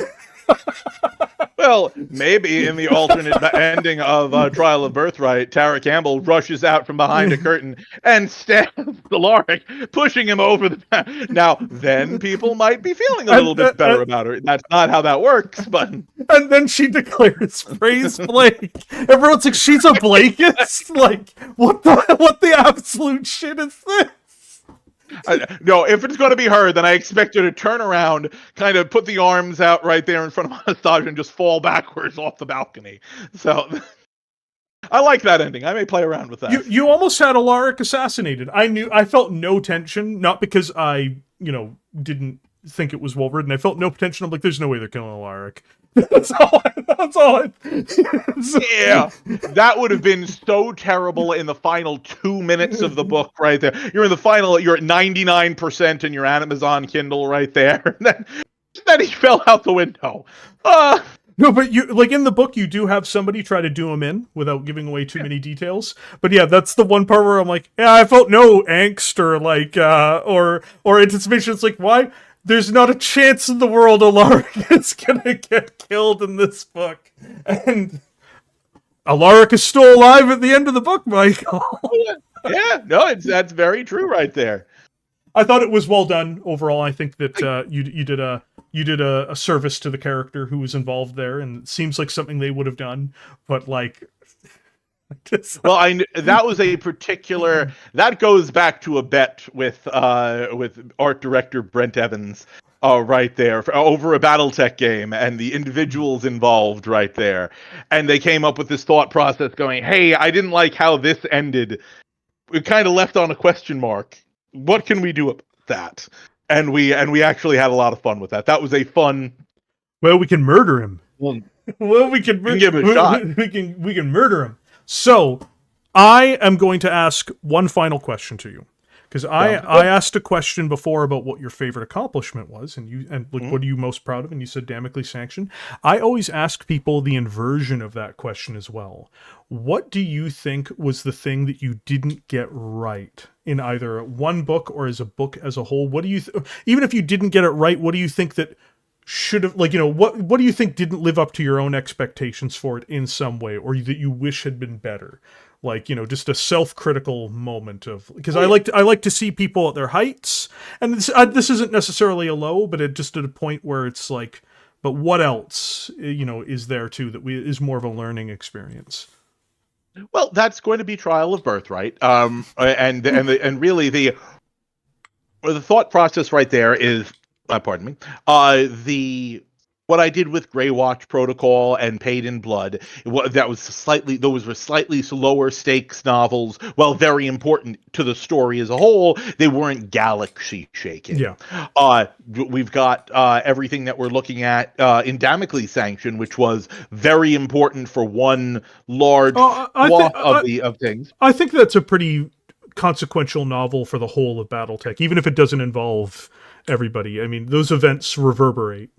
Yeah, but this is really taking a ton of new things and a ton of threads that have been on hold or have been down since Hour of the Wolf and setting up for something else.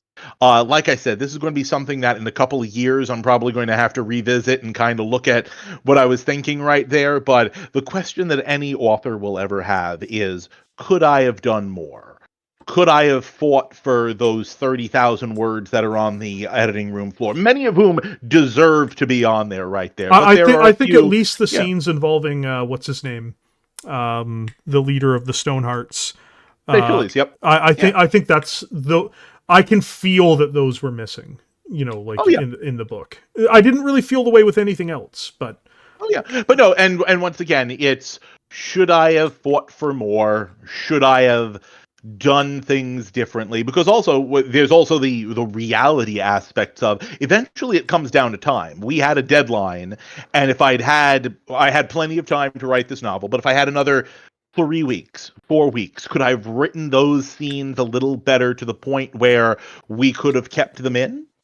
Or were just the economics of the book, which had already gone up $1 in price due to the sheer amount of pages that I had right there. Yes, I noticed that actually when looking at my Amazon. I was like, wait a second, this is $1 more. Yep, because there were more pages in it at that point because we'd added in some of those extra scenes. So that's going to be, the question will come back to me, and I don't have an answer for it, is, could I have done more? And conversely to that, can I still do more? Like if the Antarctica scene comes up in a story in Shrapnel, that I may still Just be able to. highlight, that's part of the it's part of the trial of Birthright theory. Paste. Yeah. We did it. And legitimately, that's been done in the past. Sometimes we've cut and added things later on. We've especially when merging books or adding things or doing some of the anthologies, sometimes we've added in stuff that came in later. So it's going to be something I review later on, but I'm glad I took this opportunity. I'm glad it came out as well as it did. And as always, I hope everyone enjoys this book, and I look forward to the next one too. So, I just want to thank you very sincerely for being on stream with me here today. I consider it a great privilege and a great honor, because as I said, I've had never really done any interviews or anything like that with anyone before, and you were the first person to be such a gracious host to me when I was on the CGL stream, and I hope that I have shown a fraction of your demeanor and of your good nature in my own acting as host in this particular interview, and just good hangout. And as a finale point, do you have anything you'd like to say to the audience before we shut down? I just want to thank everyone who is out there. Once again, it's only through the fans, it's only through all of you that we can continue doing this. Please continue following the story. Please continue giving us your feedback. Please continue watching fantastic podcasts like this one and supporting the wonderful podcasters who create these things. Once again, Red is one of our biggest supporters right here, and we appreciate that. But it's especially in this, as we go forward into the universe, we want to really focus on supporting the line, supporting the future, and giving ourselves the opportunity to have all these new exciting times. I just want to add one quick caveat. I only support things that I think are good. So I just want to make. I am a supporter, but I can assure you there are some BattleTech authors who are aware of books that I did not enjoy, and I am a very harsh critic. I dodged that bullet by this much, folks. I nearly wasn't on this one. So. Oh my god, no way. But you know what? Like, I did have to sit with this for a little while after I read it to fully digest it, and I came out on the other side very happy with the book. Thank you, everybody, for joining us here tonight. And again, thank you to Michael. And I will catch you all tomorrow. Talk to you all soon. I think that